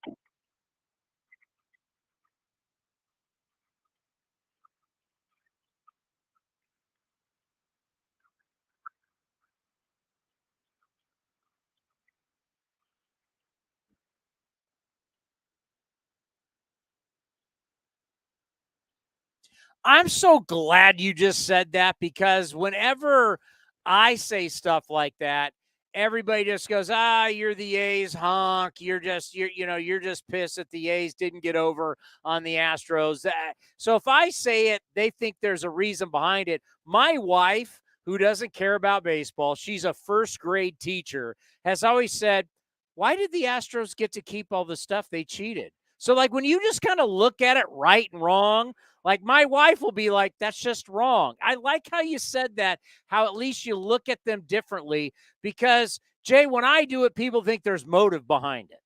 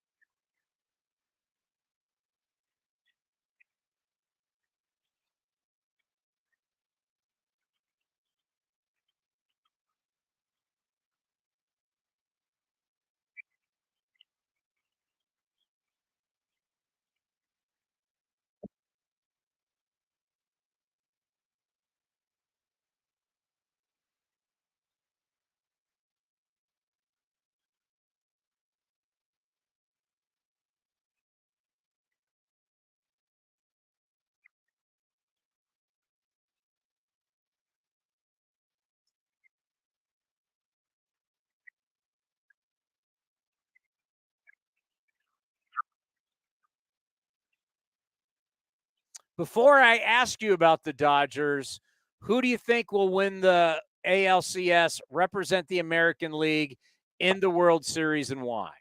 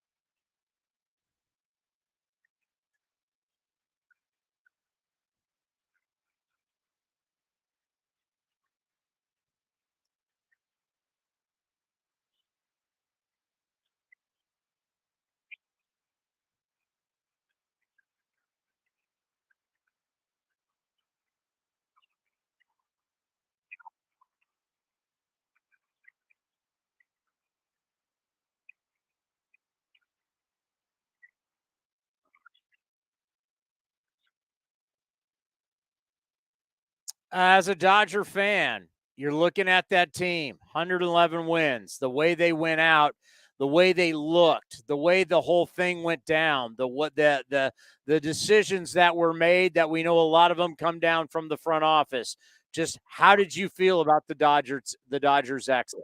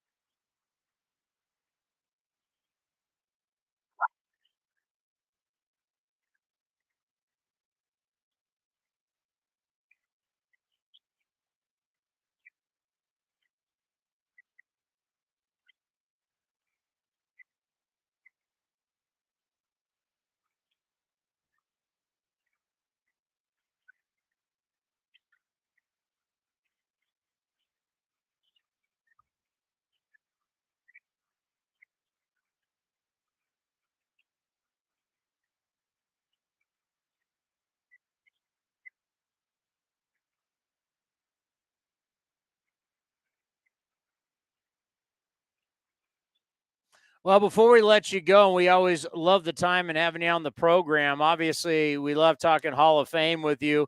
Roger Clemens is going to throw out the first ceremonial pitch tonight for the ALCS. We see Bonds all the time. Do we anything coming up when we talk about guys that are going to be first timers? Any juicy things going to be going on that you're going to be writing about Fangraphs about the Hall of Fame?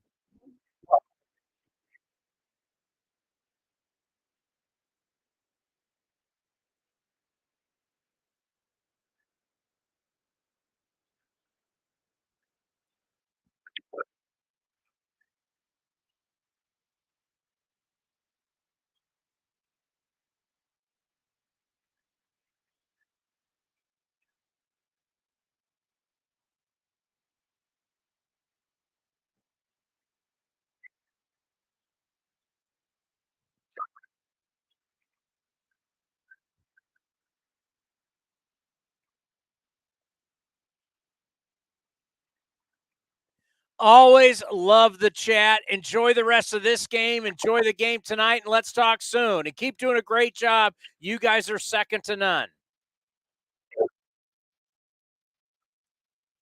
Jay Jaffe, Fangraphs. Great articles, great knowledge. Just power, power, power, Cody. There you go. If you don't hit home runs, you're never going to win anything. Juan Soto grounded out this second again.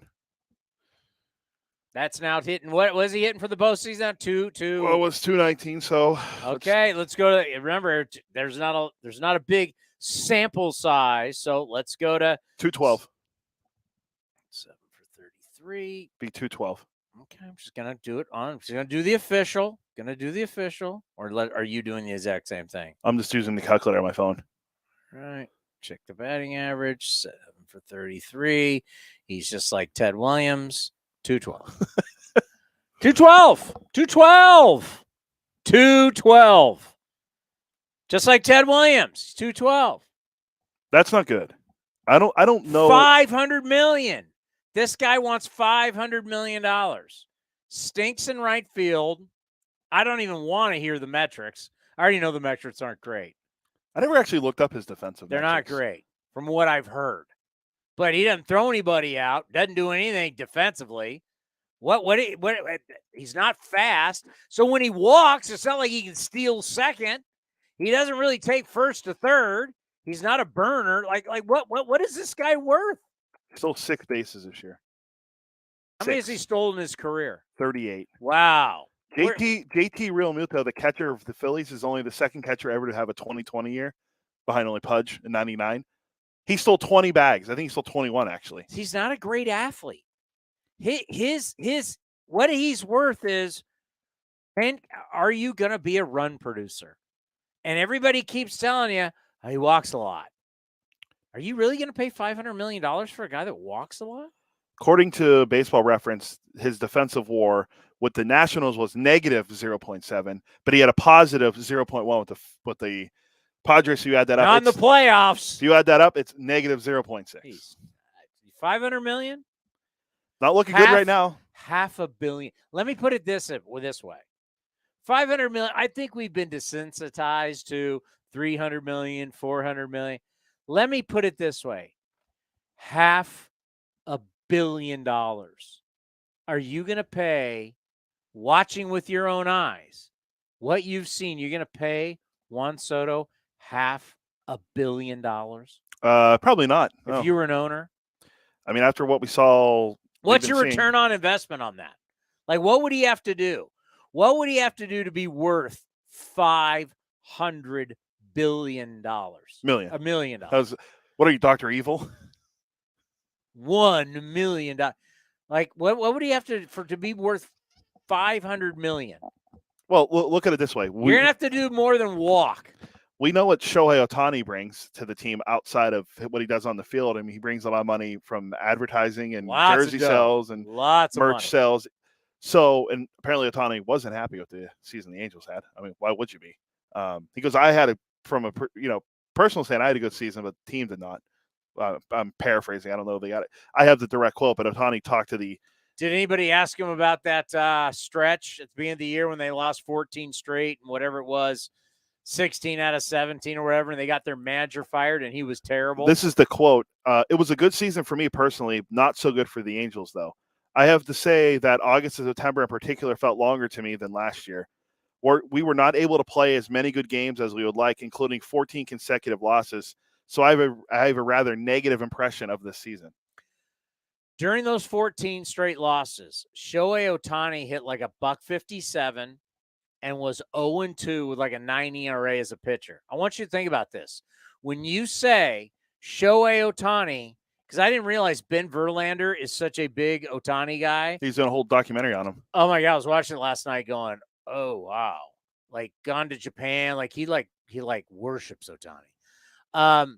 Do you realize since Ohtani takes up 2 players, right? You essentially say he's 2 players, right? Isn't that the sales job? Yeah. So during that stretch, he basically, if he's 2 players, he basically makes up 8% of your roster then. Fair point, yes. And then you throw Trout in there, that's what, 11%?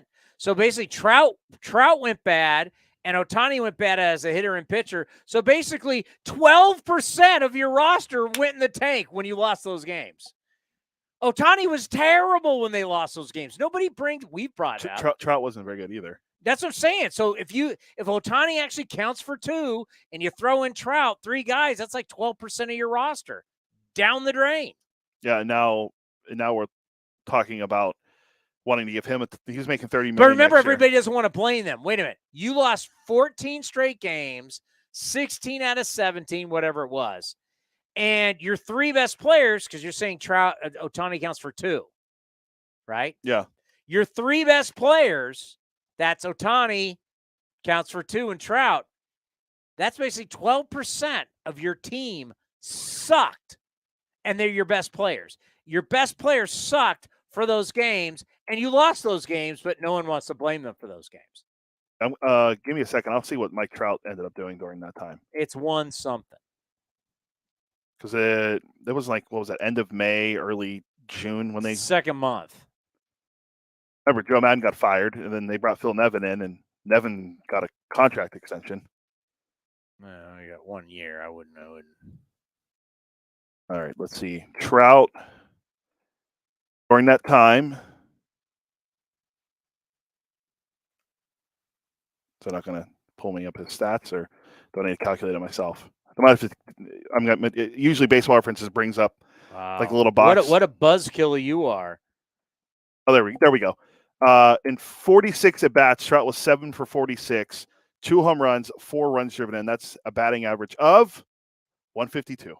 So Ohtani at 157, right? It was something like it was under 200. Something like that. And Trout hit 152, but it's not their fault.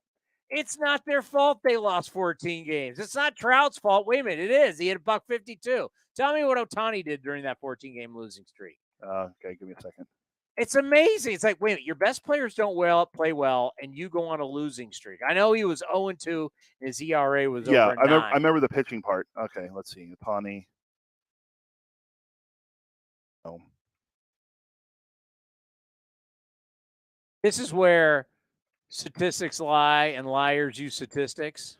Ohtani, why is this giving me 32 games? Wow. You think you'd be better at this? Give me 1 second. It keeps going back to, it keeps highlighting it like back. I'm trying to highlight this, and you said you're going to prove my point here.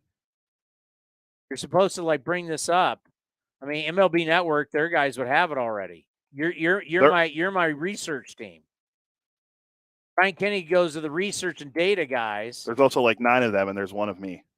So hey, step your game up. Now Baseball References taking forever to load.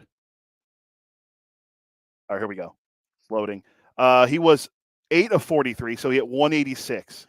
152 and 186. They combined hit 4 home runs in that span. 186 and 152. And he was 0 for 2 with a 9-something ERA. So Shohei Ohtani makes up 2 players, as everybody says. So those 2 players stunk during the losing streak. Add Trout, that's 3 players. Oh, you know what? I completely forgot. So his batting average actually was, there was one more game I missed. 192. Still under 200.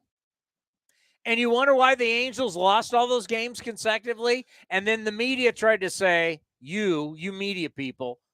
New media? Because Draymond Green considers me new media. Then there's the old media, which is you.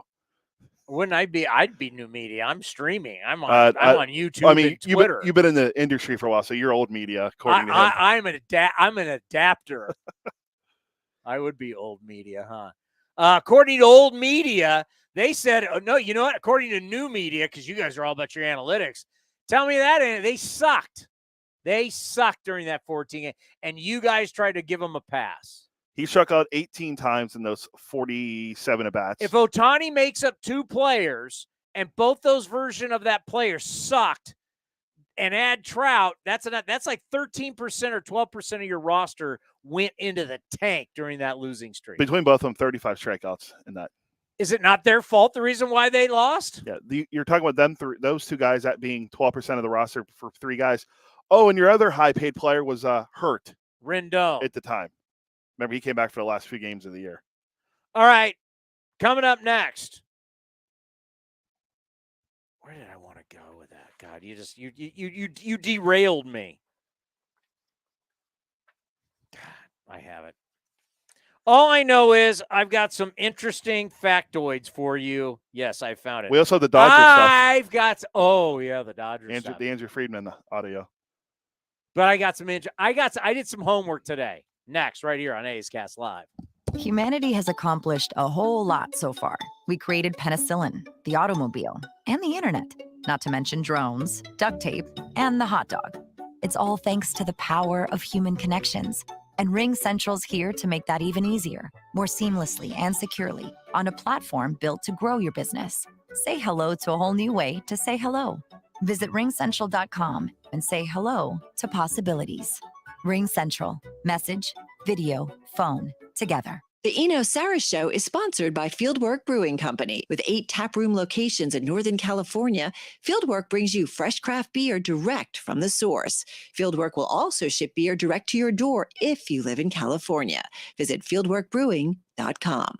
The Coliseum has gone by many names, but none better than the Last Dive Bar. Hi, everyone. Ken Korak here, and my friends at Last Dive Bar are helping us celebrate our longtime home. Last Dive Bar has the most unique merchandise for all Oakland baseball fans. T-shirts, sweatshirts, the Ray Fosse line, and my personal favorite, the lights have taken full effect. Visit their website at lastdivebar.com or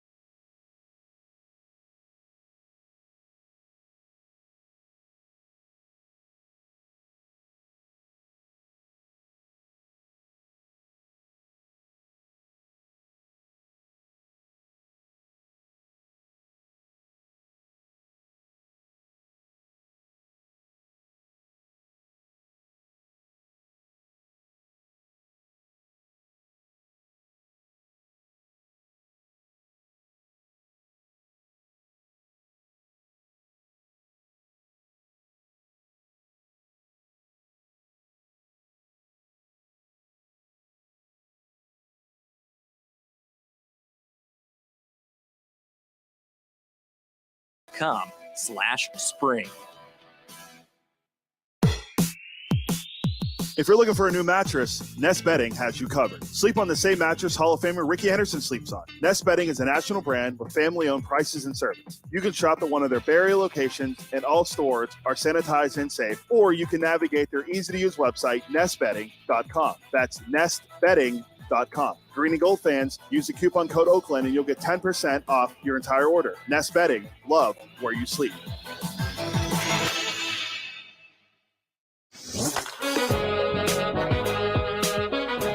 Big Murph, Sean Murphy stopped by A's Cast Live to talk about what Stephen Vogt has meant to his career. You know, Stephen sort of ushered me into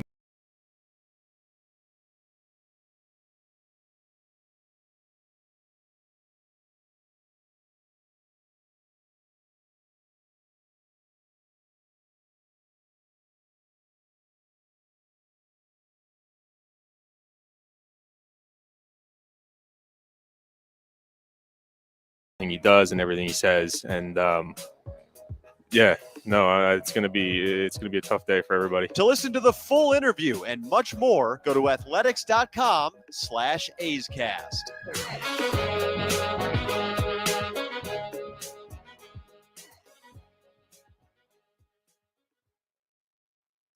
Coming in at 5'3", it's number one mom. She switched to Xfinity and got the all-new 3-for-1 bundle. Unlimited internet, streaming, and Xfinity Mobile. All for what you could pay wireless companies for just one 5G unlimited line. Boom shakalaka! Go to Xfinity.com/3-for-1, call 1-800-XFINITY, or visit an Xfinity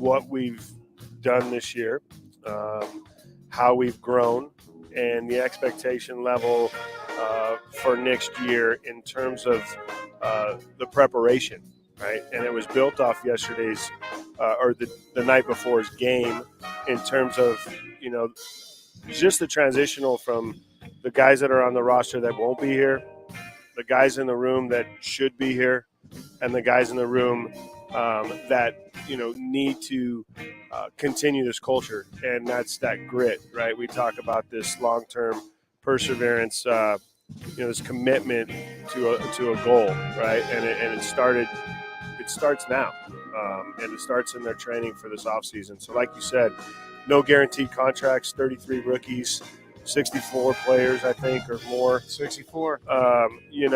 And just the focus has to be, we're going to come out next year, we're going to continue to incrementally and get better, but with the expectation to win. To listen to the full interview and much more, go to athletics.com/A'sCast.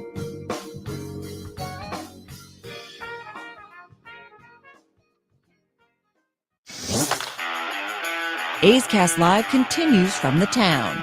Here's Chris Townsend. All righty. Next Friday, Fieldwork Brewing in San Leandro, we are going to have a Game 1 World Series watch party. We finally got it confirmed. We'll have more details for you. We're going to be there from 1 to 4. What time's the game start? I think those games usually start at like 5:07 our time, so 8 o'clock on the East We Coast. may want to go all the way up till the first. We may want to go till 5. Or maybe we just go from 2 to 5 that day. Don't switch the listenership. If you got to talk a little more and your pretty face has to be on camera a little more, I think you can handle it. Maybe a 1 to 5 show. Ooh. Can you handle that? Yeah. We saw didn't you say Bip Roberts is supposed to be stopping by? Eno Saris will be there. Eno Saris is going to be there. Bip Roberts is going to be there. Our last dive bar guys are going to be there, Brian and the boys. So, yeah, we're having a party. World Series Game 1. Come check it out. We're going to have more details coming your way. Also, something to look forward to on Friday, we're going to have the great Hall of Famer Raleigh Fingers on to talk about the 1973 World Series. A's beating the Mets. So Raleigh on Friday, and Feldy will talk about it as well on top of everything else, college football. But, yeah, Raleigh Fingers 2:30 on Friday. You know what the biggest question I have? The biggest question I have about the 73 World Series. Do you know what that may be? No. I was going to say you should be. How did Raleigh pitch? How did this guys pitch so many innings? This should be the number one thought that all of us that didn't see that series. I was 1 year old during that time, so I was not sitting there watching Kurt Gowdy or who called the series. It was Monty Moore got in on it. Sort of it was Kurt Gowdy, and I want to say it was Tony Kubek. Okay. For all of us that either were babies or not alive, we should have one question. The number one question. You don't know what that is. There could be a lot of questions, but what is it? How the hell did the Mets get in the World Series? Willie Mays is an old guy. Old. He's like 40, and he's your best player. Remember, they were talking about, the last days of Willie Mays. 82 and 79. Just get in. How does these guys? They won the NLCS against the Reds, who were the Big Red Machine. Big Red Machine to Big Gag Machine. Go down to Willie Mays. How old is he? His numbers. Remember, people were like, Willie, they made it seem like Willie Mays was embarrassing himself. He was 42. He hit 211, 6 home runs, 25 runs driven in. What? He was 42? He was their best player? Their best overall hitter on the team that year. If you want to go by average, their Felix Milan hit 290. Who? But he hit 3 homers and drove in 37. Their best power hitter and RBI guy was Rusty Staub. Rusty Staub was a and really right good field player. at age 29, 279, 15 homers, 76 runs driven in. They were managed by Yogi Berra. Correct. maybe one of the greatest Your Yankees. best player is your manager. Your best player is your retired manager and your 42-year-old two future Hall of Famers. Who else? I mean, all right, hold on. They got, what's his name? They used to slap the glove. Tug McGraw was there. Yeah, he was their closer. Was he closing at the time? He had 25 saves. Okay, Tug McGraw, I know, was there. Tom Seaver. He was 19-10 with a 2.08 ERA. Hall of Famer. Tom Seaver's one of the best pitchers of all time. 290 innings that year. Tom Seaver is, if you actually go look at his career, you talk greatest pitchers of all time. Just not a Hall of Famer, he's great. Tom Seaver, if you go back to Tom Seaver's prime, he's one of the greatest pitchers to have ever lived. How many games did he win? Tom Seaver in his career he won 19 that year at age 28. In his career, he won 311 games. And his ERA? 286. 286. It's amazing. Maybe the best athlete to come out of Fresno? USC Trojan.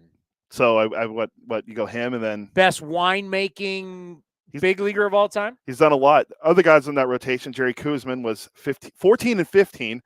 So you got two legit. Koosman was legit. He had a losing record, but he had a 2.84 ERA. John Matlock had a losing record. I've heard of him. He had a 3.20 ERA. George Stone was 12-3 that year. Who? With a 2.80 ERA. Who? He only started 20 games. Who? They only had 3 guys start over 30 games. Was it Nolan Ryan on that team? No, he would have been Was he already an Angel by 1973? Yeah. Oh, 1973 was the year Nolan had 383 strikeouts. By the way, I want to do. Can we throw a challenge flag on history? You need to watch Facing Nolan on Netflix. And I've been wanting to. My wife and I've been both wanting to watch it. Okay, well then when are you going to watch it? Well, I wanted to watch it on the airplane coming back from Iceland, but she didn't want to watch it then. I want to throw the flag. Can I throw the challenge flag on history? Yeah. Nolan Ryan in 1973 he struck out 383 batters. I'm pulling up the stats from that year on that's team stats.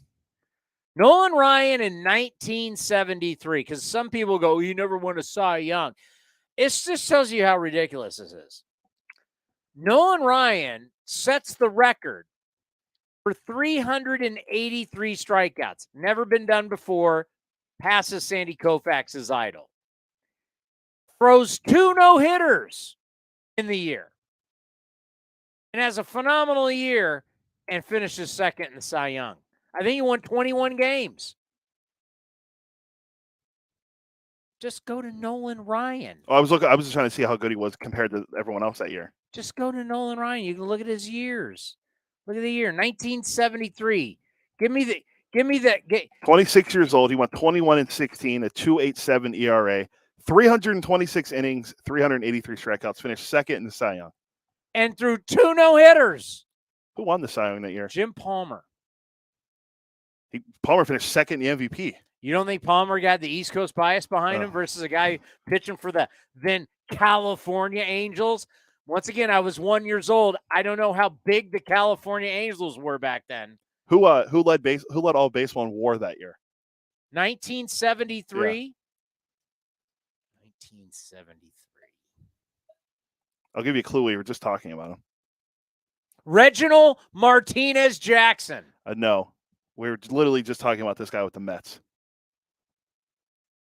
All-time great pitcher from Fresno. Oh, Seaver? He had 11 WAR that year. He won the Cy Young that year too. But you're saying starting pitcher. You're basically saying you and your people who now don't care about starting pitchers and wins and all that. You just say he's crap. Yeah, overrated. Yeah, he won. He had won the Cy Young. Mike Marshall finished second. A reliever who pitched in 92 games finished second. By the way, we are at the 5 1/3 mark for Blake Snell.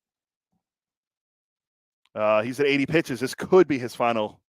We're at 5 1/3 right now. Over. If he gets one more out and you took the over, you cash in at Townie's Little Bookie Shop. Let's see. Let's see what Hoskins does. One more out.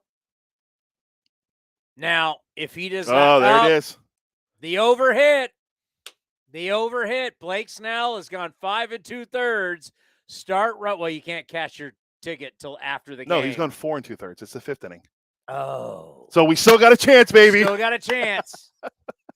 He's at 83 pitches now? Yeah, he's not. No way. He's not pitching in the 6th. If you got the under, you're looking good. Bobby, get up Suarez or one of those guys. So Raleigh's showing up here on Friday, the great Raleigh Fingers, who we have made a case on this show as the greatest reliever of all time. All right, we went through the high leverage and it's not even close. It's at the high leverage, the innings. It's not even Mariano Rivera is greatness.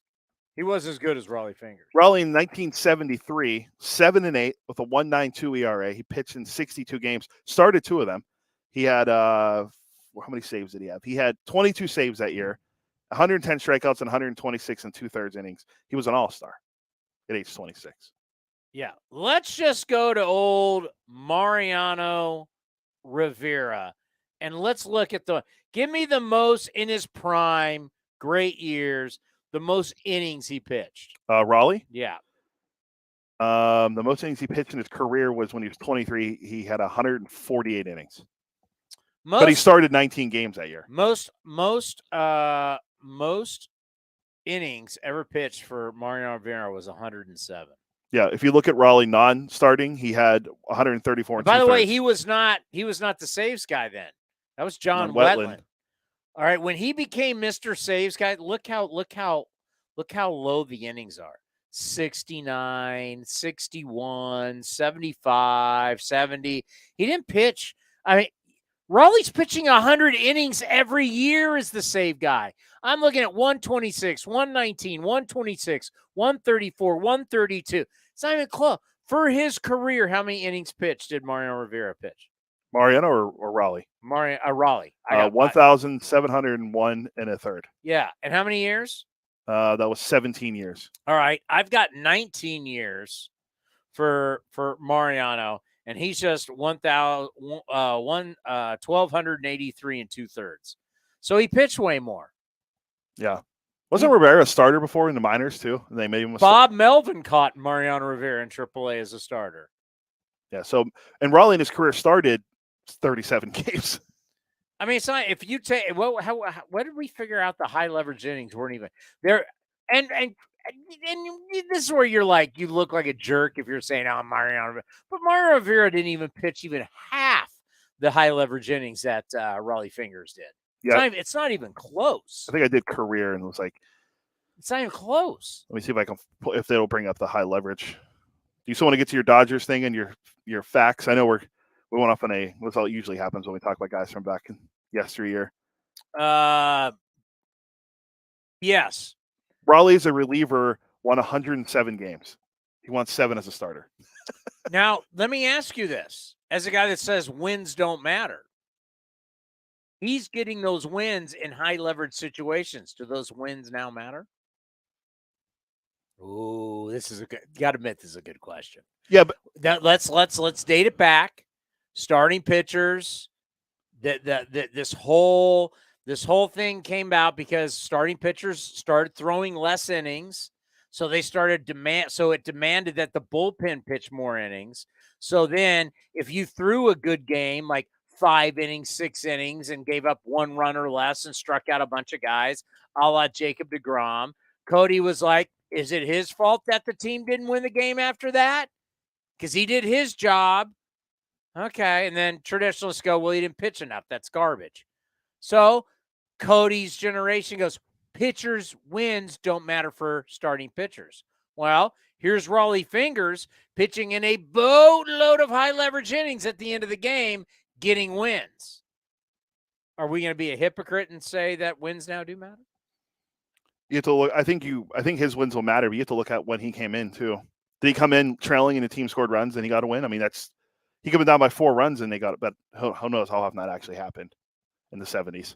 The A's were so good when he played for them. I mean, you're saying all these wins, the A's were down and then they came back and he got the win, that he has just a bunch of vulture wins? You're calling him a vulture? No, but I don't know those numbers for sure of how many times he came in with. But you would go to the extreme.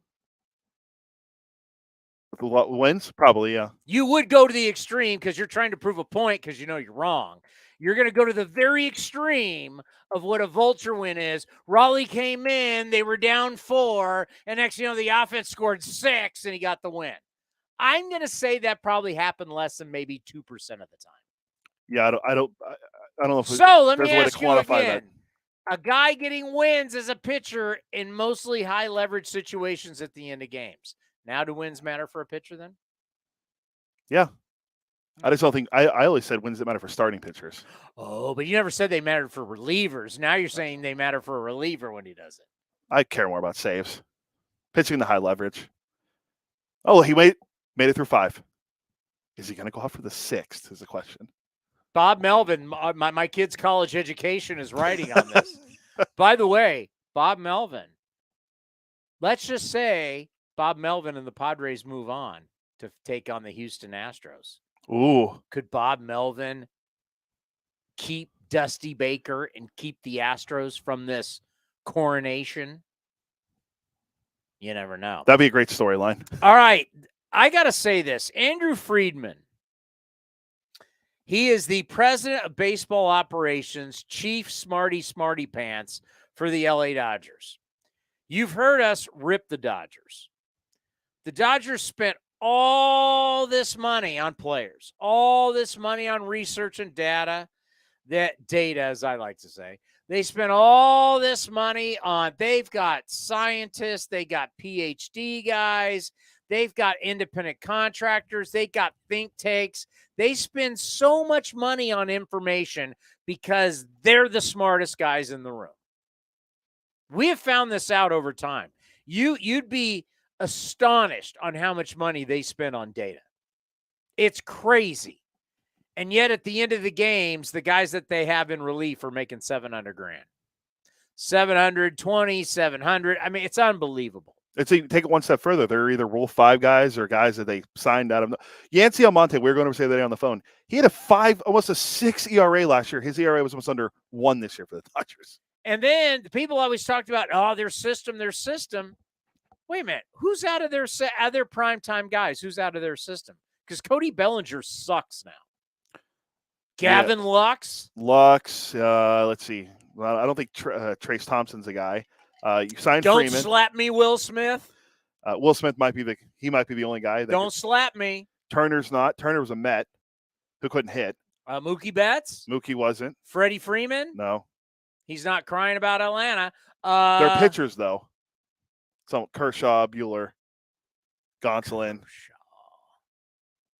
Okay, Kershaw's so old. Urias. I'll give you that. But Justin Turner isn't. No. They're Trey Turner isn't. Most of their position players aren't, except for Bellinger and Will Smith. Okay. And Lux. All right. Let's hear Andrew Friedman, press conference. You're the smartest guy, right? This guy is the guy that's telling Dave Roberts what to do. They're scripted. There's no doubt about it. They have a script. Dave Roberts has to go pull all these starters early. Got to pull them because Andrew Friedman and his staff, they are sticking to the data. Data's won them all these regular season games. They've only had the one great success. I do think going to the World Series is a great success, but they've lost in the World Series to the Astros. They beat the Rays in the World Series in the COVID year. They've had a lot of disappointments, and they get knocked out. And this one was the toughest one because they'd won 111 games. They're historic when you look at run differential. They were the best at scoring runs. They were the best at preventing runs. They did it all. But in the postseason, they just looked blah. Nothing special. Padres knocked them out. Andrew Friedman's got to talk to the media after, has to give an explanation. Will he own the moment? Here is the Dodgers president of baseball operations. The expectations here are incredibly high, and that's awesome. I love how passionate our fans are. Those expectations are shared by everyone that works here. In the front office, in the coach's room, Dave, our players. I personally don't think the criticism that Dave has received has been fair. I think it's human nature to want to point the finger at someone. And I feel like this was an organizational failure in the postseason. I feel like, our regular season goal, we accomplished. We put ourselves in the very best position you can to go out and win 11 games in October. We didn't come close to doing that. And I think there are fairly clear answers as to why. and others that aren't as clear. But I think, that passion is awesome and love it. But I feel like all of us are incredibly disappointed. And, at least the way my mind works is taking this moment, learning what we can from what has happened, and doing everything we can to avoid this going forward. Now, getting back to your point, what can we do going in to hopefully put ourselves in a position to play in October next year? And then once we're able to accomplish that, how do we put ourselves in the best position to be the hottest team during that stretch? I don't know the answer to that, but we'll definitely spend time trying to figure it out. Okay. I saw that. I immediately texted it to Cody, said we need to play this on the show. I'm gonna give him the benefit of the doubt. This is a man that runs the business. He's the president of baseball operations. The buck stops with him. He makes all these decisions. And I think he was very honest there. That was not, if someone said, hey, Ace Cast isn't working, and I'm like, well, I'm really good, but, this guy right here, if Cody would, you see that all the time. You see guys want to pass the buck. It's not me. It's not my fault. He owned it. I thought he owned it. I thought it was professional. I thought that's what you need to say. So I'm not going to fault unless I'm wrong. What else was it? What else do you say? I mean, it was a failure top to bottom. Their data failed them. Their ideas failed them. Their strategy failed them. Their players, the humans failed. The stats failed. The data failed. It all failed. It all failed. And I have an idea about this, but I'll let you comment on what you heard. You got any problem with what you heard? No, I'm glad to hear him say that, the criticism towards Dave Roberts is unwarranted. It should be. He's not the one making the decisions.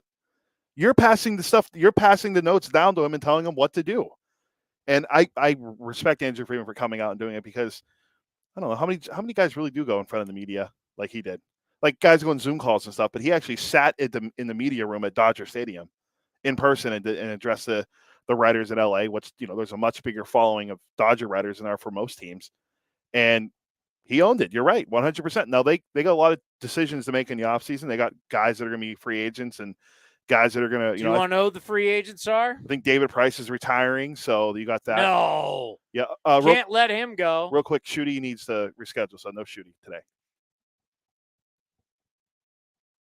Tell him he needs to show up on Friday then. Oh, I'll ask him. We're having a party next Friday. San Leandro. Some people like to call it the Dro. San Leandro. We'll be having a party. Fieldwork Brewing. We'll be there from 1 to now 5 o'clock, and we'll be watching Game 1 of the World Series. Notable free agents: Trey Turner, Clayton Kershaw, Craig Kimbrell, who now, that looks like a disaster keeping him off the roster. Because Josh Hader and Bob Melvin have proven that. Everyone wanted to write him off like he was done. Justin Turner, Andrew Heaney, Tyler Anderson, Tommy Canely, Alberto, Price, Gallo. I don't think they really matter. Wow, Gallo doesn't matter. I mean, it's true, but doesn't matter. So, wait, hold on. Trade candidate Will Smith. Don't slap me. Do not slap me. I mean, they must have a lot of faith in Diego Cartia, and who's playing in like low A or maybe in high A or double A now as a catcher, if that's what they're trying to do. So I thought about this. And this is something that they just don't have the data for. And you see it. You see it, like I can give you a ton of examples. You can see all these different examples. But I'm just going to go with their series.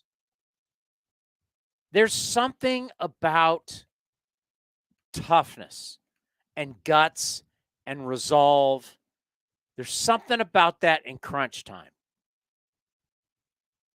that you don't necessarily have in the 162 game schedule. The 162 game schedule, it does a few things.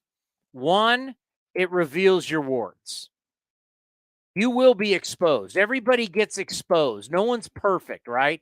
Very few perfect teams. The Dodgers were supposed to be one of the perfect teams. Like the 98 Yankees were a pretty perfect team. So 162 games really exposes you. And really what you see all the time is Nola's dad trying to Padre fans want to high five him, and of course his son's pitching, son's hitting. Just hit. So his one son just got his hit off the other son, and they want him to rejoice, and that's a tough situation. But pretty amazing though. Your two kids are playing against each other. Does he have the dual jerseys on? Yes, he does. Well, I don't know. It's 100 degrees. What they say, it's 8,000 degrees in San Diego. 91. It's 89 here right now. But what we're seeing is it's just because you're great for 6 months and you get in the routine of winning series after series after series and racking up victories, that doesn't translate to now you're playing in a series. Now it's about who's the toughest, who's the best fighter. And there's something to be said about this series where you could really look at it. You've got a Dodger team that's coming in oozing confidence, we thought. They'd won 111 games. But what you really have is a San Diego Padre team that's frothing at the mouth for this fight. Like they got through the Mets and they wanted this fight so bad. Bob Melvin wanted it. The players wanted it. The team went to a point to where they wouldn't sell tickets to people who weren't in San Diego County. And here the Dodgers come in, and I'm telling you, because I've seen it when they've come to play the A's. This mentality of we're so freaking cool and everybody's got their jerseys unbuttoned and everybody's got their chains. You should see the way the Dodgers dress for BP. They dress for BP like very non-professional. I mean, they're really Johnny Cool guys. In the meantime, you got a Padre team over there that's like, we want to kick these guys' ass so bad. Like the desperation and the fight and the want was so big with the Padres, and the Dodgers had none. Dodgers had no fight. They had no fight offensively. They had no fight defensively. And you look, you go, but they won 111 games. Yeah. And it got to the postseason, and now they're facing a team who is beside themselves. They're so tired of getting their ass kicked that they're going to bring everything they can, and they're going to do everything in their power, and everything that they've put into the universe is about beating you. Every decision that they have made is about beating you. Everything the Padres have done at the trading deadline, everything that's going on is about beating you. And what happened? Padres won, and Dodgers didn't show up. Do you think there's something to that? Yeah. They won 111 games. They're showing up, laissez-faire, taking their BP. Everybody looks so cool. They're the Dodgers. I mean, you've seen how they play. And then all of a sudden, you're going up against an animal they wanted them bad. Yeah. They wanted them really, really bad. You got out tough. Especially for a team that's you've owned them, and they want to. It's if the Astros or the Yankees don't come out like that against the Astros, it's going to be disappointing too. I'll give you a great example. I'll give you more. Right, recently watching that Last Dance, I guarantee you, in 1998, the last one for the Chicago Bulls, I can guarantee you, this is the end of the run. Wow, biggest hit of Juan Soto's career as a Padre right there to tie the game. It's the only hit of his career for the Padres. RBI double down the right field line, 4-4 in the bottom of the fifth. And then he's going to celebrate like, God. 500 million. But focus here. So The Last Dance, I guarantee you that last year, the Pacers were really a better team. They were younger. They were more athletic. They had great players.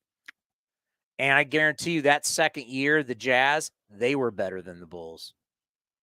Oh, yeah, with Stockton, Malone. We went over that team. The Pacers. They were younger. Pacers had Miller and Dale Davis. And they had the Davis brothers. I mean, they had Mullen. They had all kinds of players. Mark Jackson. They had, what's his name on ESPN? They had the Dutchman, the dunking Dutchman. Not Mark. I think Mark Eaton was yes, that's the Jazz. Schmitz, not Schmitz. Mark Smith.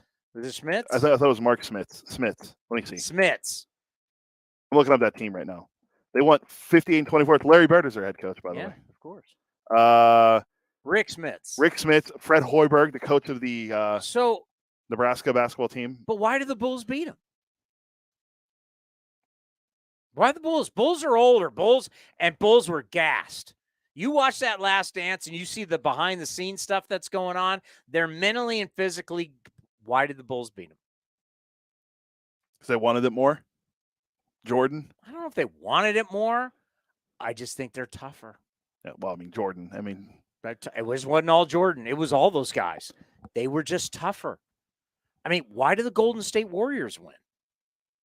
The Warriors are tough, man. The Warriors are, you can talk shooting, you can talk about their analytics. The Warriors are tough. They're battle hardened. The Dodgers are not that. Why are the Astros here again? Why do the Astros not go out? Put it this way, if the Yankees had gone out yesterday against the Guardians, they did not go out like chumps. That's something I'll give the Yankees credit. And you know what you don't see? Because you know what the Dodgers and the White Sox, whenever I see everybody's got the jewelry and everybody's got all that, and I just go, that's not the Yankees. The Yankees have a standard. And whether that standard works or not, the Yankees never go out like chumps. They may go out because they don't hit home runs. But the Yankees, you'll say, and I respect this, they don't go out as chumps. No, I mean, they have a team. I mean, it's like we're treating it like they've been in this situation before. They're tough, and their manager instills that. I think Aaron Boone gets shafted a lot and deservedly sometimes, but I think that he instills that way. I mean, he was a great play.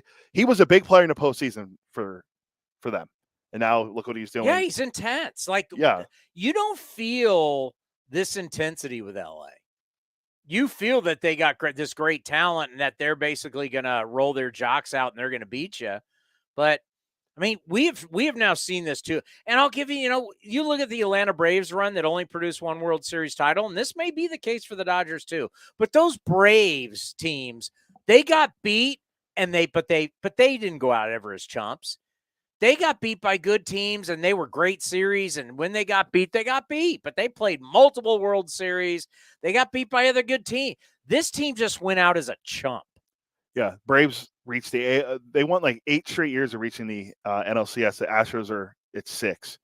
Those Braves teams were good. I mean, they didn't go out as chump. You just watched a 111 win team go out as a chump. Yeah, they couldn't even push it to 5 games. They didn't even go 5 games. And by the way, do you think Greg Maddux was coming out after 5 innings, or Glavine, or Smoltz, or? I'm just saying, it's like Mike Hampton. Everybody's talking. Everybody praises them about all time this, all time that. They're so smart. They're so that. Are you really that smart if you have everything and you really don't win? Great, you're the regular season kings. Great, you're the regular season kings of the AOS, but you get the NLS. But you get into the postseason, they've now gone out multiple times as chumps. Multiple times they've gone out early. Last year they went out. That's right, they were a wildcard team last year, so they went out in the NLCS. To have all that talent, and for Dave Roberts to have won 100 games 3 different times in his tenure, and you've only reached the World Series twice. Lost in 17, won in 2020, right? I'm not missing a year where they. And I hate to say it, because I don't agree with it, but a lot of people are going to say, well, that was the COVID World Series. So it's almost like they're not even getting credit for it. Even though that was a World Series, we've documented how tough it was. Something's wrong there. And I'll say this right now, and I'm not trying to be a hot take guy, but I would not bring Dave Roberts back. Oh, that was the first thing I thought about to the game. Like, are they going to bring him back? And then you see they are bringing him back, and you mentioned how he has a 3-year contract extension that kicks in next year. According to the LA Times, that's not according to Chris Townsend. That's according to the LA Times. I mean, that he agreed to a 3-year extension, so it would have been added on to his contract, and really that extension kicks in next year. And he's won, like I said, 100 games three times in his tenure. He has the highest winning percentage. I think. Well, the research we did, he has the highest winning percentage we've seen for any manager in the history of their career. And we're looking at Hall of Famers that we went back and looked at. But I mean, are his players still listening to him in the clubhouse? I mean, we already know he doesn't make the decisions clearly. But I mean, when does that start wearing thin with the players? If you're not fighting back on things, when does it affect the entire game? We've talked about it it's always been like whispers, right? It's like when Barry Bloom, and I don't even know who Barry's with now, but he's a longtime baseball writer, asked Mark Kotze that question. Are you making the decisions? Ever since Moneyball, when it's like, hey, here's a dirty little secret. Front offices view managers as middle management. The managers are not making the decisions the way they used to. People have a hard time with that, but that's a reality in the sport. So you start to wonder, you got this new generation of players that keeps coming up. And especially if you're a team dealing with star players who have guaranteed contracts, at what point have you had this guy here, you've not gotten over the hump, and they know you don't you don't call the shots. I can tell you from something that I've experienced, through years. I think a lot of people in the Bay Area would understand this. Is all the years that Al Davis, basically his head coaches were puppets and his coaches were puppets. The players knew it. So the players a lot of times love talking to Al, because they knew Al was making the decisions behind the scenes, and that their own coaches meant nothing. So whatever the coaches said, who gives a crap what the coach says? Who cares what your position coach says? If Al likes you, you're playing. That's an awful, awful way to run an organization. But that's where I look at now. Like, I mean, at what point does Dave Roberts, like Bob Melvin had a speech with the Padres this year. It motivated him. And then he basically said, this is all, I mean, it kind of motivated him through the media. Then behind, kind of got it. Bob doesn't do it often, but when he does, people listen. He jumped there. You know what? I mean, there are times where the leader has to be the guy and has to get into guys. Bob did that last year at the A's too, if I'm not mistaken. After a series in Seattle. There's always a certain point where, but if Dave Roberts does that, I mean, if Dave Roberts does he command the room anymore?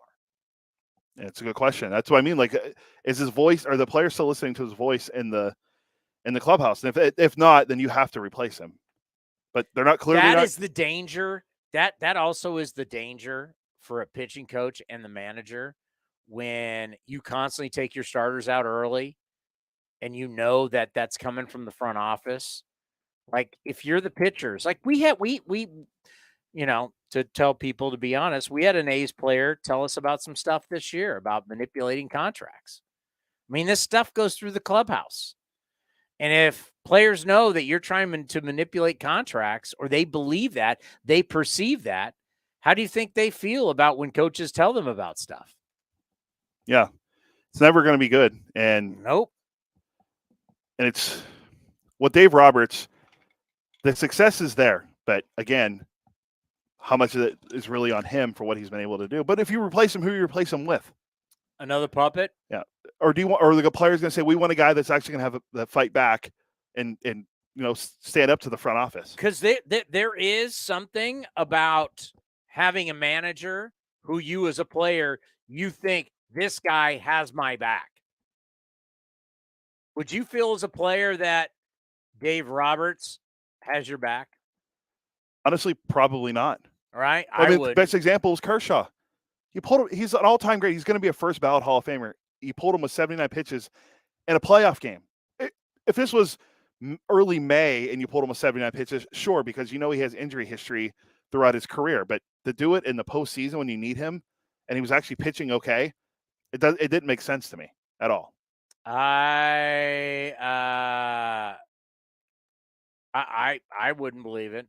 That's why if I was one of these teams that I'm watching these playoffs and I think that I got the talent and that I want to get my team to a next level, if I'm the Toronto Blue Jays, why would I not call Bruce Bochy? Yeah, or a Wash or someone that has experience. It's the players are going to Wash maybe have too much of a history behind. Wash may have too much against him history-wise, but, I mean, you're talking about Bruce Bochy's won 3 World Series titles. Yeah, he's managed another with the Padres. Why? I mean, if you're looking for, Charlie Montoya, who? I mean, you're looking, you've got all this young talent. You're trying to get this young talent to now be in a spot that can take on the Yankees for the division, get into the postseason, win in the postseason. Why wouldn't you look more? I mean, are veteran managers, especially if the Astros win and Dusty Baker wins? I mean, how many people are going to, copycat league now be like, everybody went young because everybody had to be young and had to be totally versed in analytics. How many people are now going to look around and go, man, look at what Dusty did in Houston. Look at Bob Melvin in San Diego. Look at Tito Francona. I memean, Snitker's older in Atlanta. So will that be a trend? And why wouldn't you? Why the hell wouldn't you? If you're the Blue Jays, I think the Blue Jays because they got a tremendous amount of talent and they got money to spend still. Yeah, and their manager, who did a nice job with them whenever they fired Montoya, but is he the guy you want to bring back next year? I haven't seen anything about their managerial search and what they're going to do. I mean, we saw the Angels bring back Phil Nevin, and I mean, your team that has 3 superstars, 2 for sure. I don't know if we consider Rendon a superstar still or ever did, but those 2 guys, oh boy, 1 run will score. Oh, Padres take the lead on the Phillies bullpen. All right, let's get to some buying or selling. All right.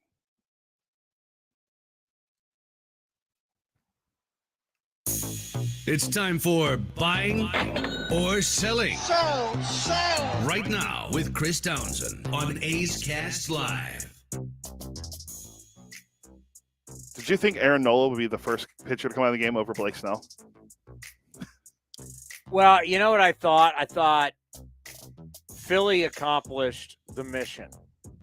Get one in San Diego. Yeah, they as they say, the series doesn't start till the road team wins a game. So the fact that you get game 1, if you end up losing, if you take game 2, basically the season, the series is over. There's only 3 teams. Told you I have all kinds of nuggets for you. Of the 26 teams that lose their first 2 games at home in the best of 7 postseason series using the 2-3-2 format, only 3 have come back to win the series. Who am I? First 2 to go down 2-0 in the series, that'd be the Red Sox. Right? You said go down 2-0 in the series. They went down 3-0 in the ALCS. That's not what I said. We'll read it again because I was switching through. Of the 26 teams to lose the first 2 games at home. Oh, at home. In a best of 7 postseason series using the current 2-3-2 format, only 3 have come back to win the series. Who am I? Oh, boy. All right, so if it's not the Red Sox, let's throw them out. Who's our favorite Angels broadcaster pitched on this team? The Royals. Right? Okay, that's great. The Royals win. Oh. They've only won 1 World Series before the one they won recently. Yeah, so 85. 1985. This team shocked shocked the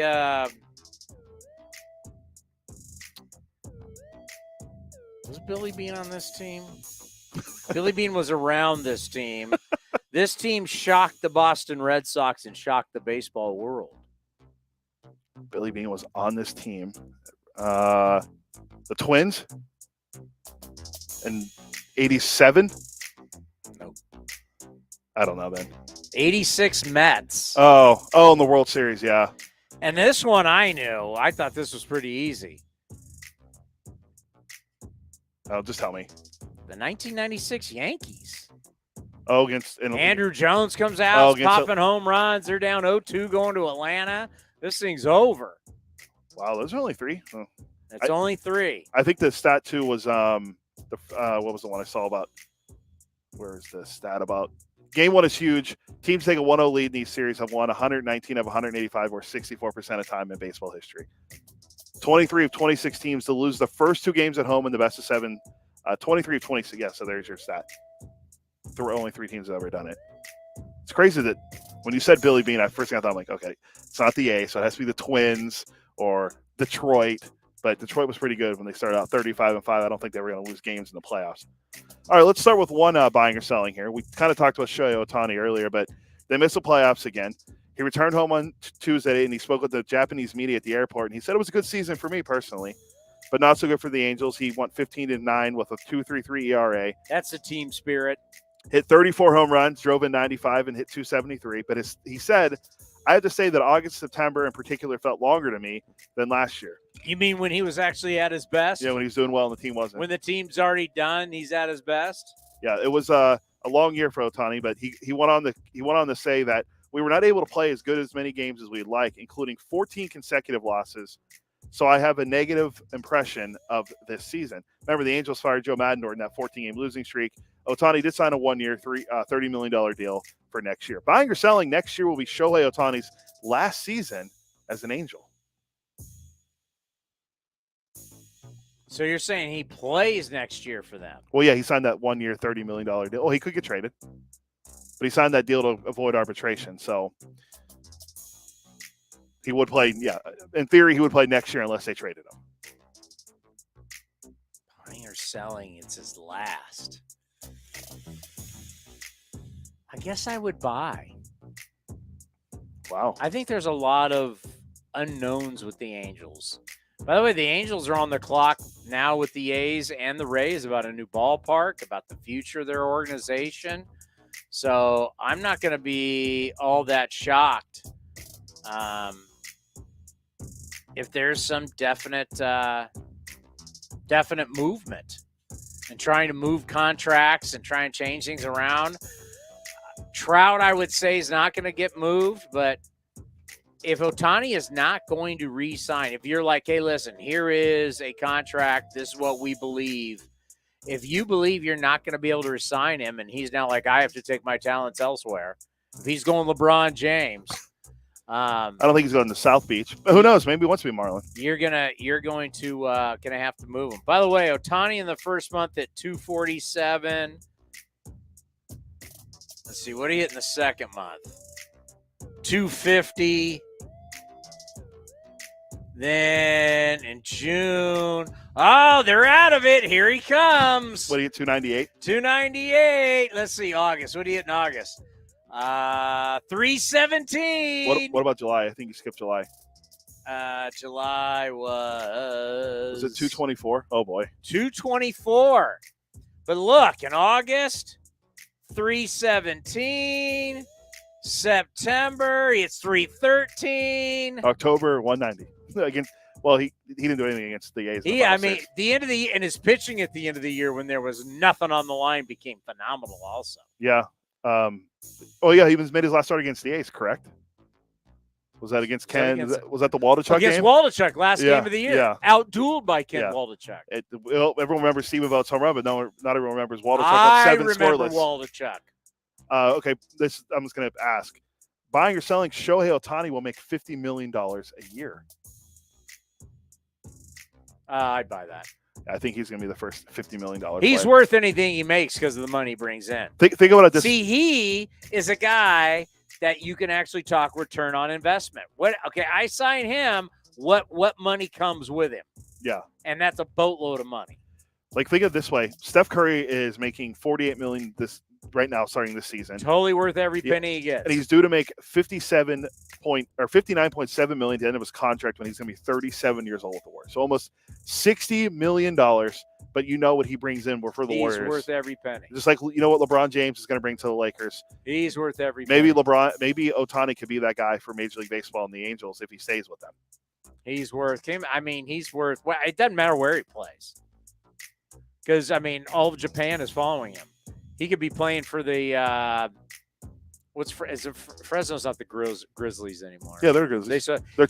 They're low A now. He could be playing for the Fresno Grizzlies, and they'd be making money. Yeah, wow, that'd be the most watched minor league game in the history of baseball. All Japan is watching every day. I mean, what did Mark Langston tell us so far about their YouTube numbers? How high they were when they were on a YouTube game? Yeah, how about just like the merch? Like people come in and they have all this memorabilia that's fresh. You know, he signed something and they put it up. And I don't know if it goes to their charity. Like everything we do goes to the A's Community Fund. But Langston told us this one couple within like a span of 2 days bought, over $50,000 worth of memorabilia. Like one day spent like 30 something, then the next day came in and spent. I mean, it's just like, can you imagine an A's player generating over $50,000? And I know you think $50,000 in Major League Baseball is not a lot of money, but that's just one family wrote a check. Boop. For merchandise, not tickets, merchandise. For memorabilia, not even merch. Yeah. So balls, signed bats, stuff. Wrote a check 2 days for over $50,000. The amount of money they're making off Shohei Ohtani, 50 million. No, I'm buying. Yeah, there was a documentary I watched the other night on HBO Max. What was it Monday night? I watched it on Jeremy Lin and the Lin Sanity run in 2012, and how much money, like when he took off in New York, all the games he had, and then he had the big game against the Lakers and Kobe. He dropped 38 at the Garden. Oh, looks like Blake Snell's done. He just got the handshake from Bob Melvin. The under is hit. So I finally got it right. How much money Lynn made in that little 2-week span, like how much money the Knicks and Madison Square Garden made from all the merchandise that he made bringing in from all the success he had as an Asian American player in the NBA. That run was incredible. I mean, he's not showing. I mean, what Ohtani's doing. I mean, if he continues for the next couple of years, whatever team he plays for, it's not the Angels, is going to make a lot of money, and we know that going forward. All right, last one. Nolan Arenado had a great season in St. Louis in 2022. He might finish second in the MVP. Who knows? He had a 7.9 WAR. He hit 30 homers, had a 292, drove in 102 runs, and had an 891 OPS. But the big question looms over him. Will he opt out of his contract? Remember, he had opt-outs when he signed that deal with Colorado. He has 5 years remaining on his deal. Early reports indicate that he will not opt out this year. How much is it for 5 years? It's 5 years and like $150 million or something like that. Ooh. Let me. It was somewhere around there. Buying or selling, Nolan Arenado will remain a St. Louis Cardinal. Oh, I'm buying. I mean, why would you leave St. Louis? I mean, once you play there and it's packed every night, and that's a baseball crazed town, and it's just not the town. I mean, they own basically the Midwest. I mean, they've got Cardinal radio affiliates in Texas. You gotta remember, they own the Midwest all those years. So all these people in the Midwest, throughout the entire Midwest, are Cardinal fans.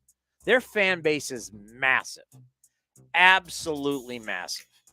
And the love you get, I don't. And he's smart. Like 5 years, $150 million guaranteed. You're going to say no to that? I mean, I wouldn't, but I'll see if I can find it real quick. How much he's supposed to make? Because the deal he signed initially was like, I forget, like, what was it? 8 years, 260 is what he has $179 million remaining on his contract over the next 6 years. They're saying he won't opt out, but who knows? He could change his mind. I mean, at his age, 30, going to be 31 next year. And you got $179 million coming, and you're going to opt out of that? And you're happy, and you're in a place that you like playing? Like a guy like Carlos Rodon for the Giants is going to make like $22 million next year. He can opt out. He'll make more money next year after the year he had. But where are you going to go if you're Nolan Arenado? That's a better situation. There's probably not many. What are you going to go play third for the Yankees? But they're not going to give you 30. But who says he wants to go play? Who says he wants? Aaron Judge hit 66, 62. Yeah. And next thing you know, they're booing him in the playoffs. Yeah. Maybe you're like, do I want to do that? Yeah. Well, yeah. And remember, the Yankees wouldn't give Aaron Judge $211 Maybe million. he goes back to Southern California and plays for the Dodgers. Arenado or Judge? Arenado. He's from there. High school teammates with Matt Chapman. Could see that. I honestly think you said about swagger and building toughness if you're the Dodgers. Perfect guys out there as a free agent right now. I think Carlos Correa smells like a Los Angeles Dodger. Will they want him there after the 2017 sign stealing scandal? I don't know, but he's a guy that has it, and they need a shortstop because Trey Turner's a free agent. I could see him being the guy. You bring him in, you still have all that money to spend. How long, and how much do you have to give him? What the Twins gave him, 3 for 101 with all the opt-outs? Maybe give him something similar with opt-outs if you want. Or if you want to keep him long-term, you give him, 8 years, $200 million or something. That's a little low. 220. He's only 27. He's in the prime of his career. Maybe did you see his numbers? Yeah, he wasn't. Not healthy, again. His numbers aren't spectacular. That back injury for him is always going to be a thing. He's always going to have that bad back. 291, 22 homers, 64 runs driven in, 834 OPS. It's not bad. It's not great. I mean, it's not, $30 million a year great, but I mean, no one. I know Anthony Rendon's making that, and he doesn't even play. He doesn't view himself as what his numbers are. No, and that segment he did on TBS was fantastic. Where he broke down what players are looking at now with their numbers and pitchers and the stuff he looks at. He's a smart player, and he was good on there as an analyst. I mean, him and I think Granderson's great, and I think Jimmy Rollins is good too. It's better than the Fox crew. Well, true. And we're going to have to get that for I think the World Series is on Fox. We're going to have to get that for the World Series as well. All righty. Don't forget, next Friday, not this Friday, next Friday, we are having a Game 1 World Series watch party, Fieldwork Brewing in San Leandro. Tell your family, tell your friends.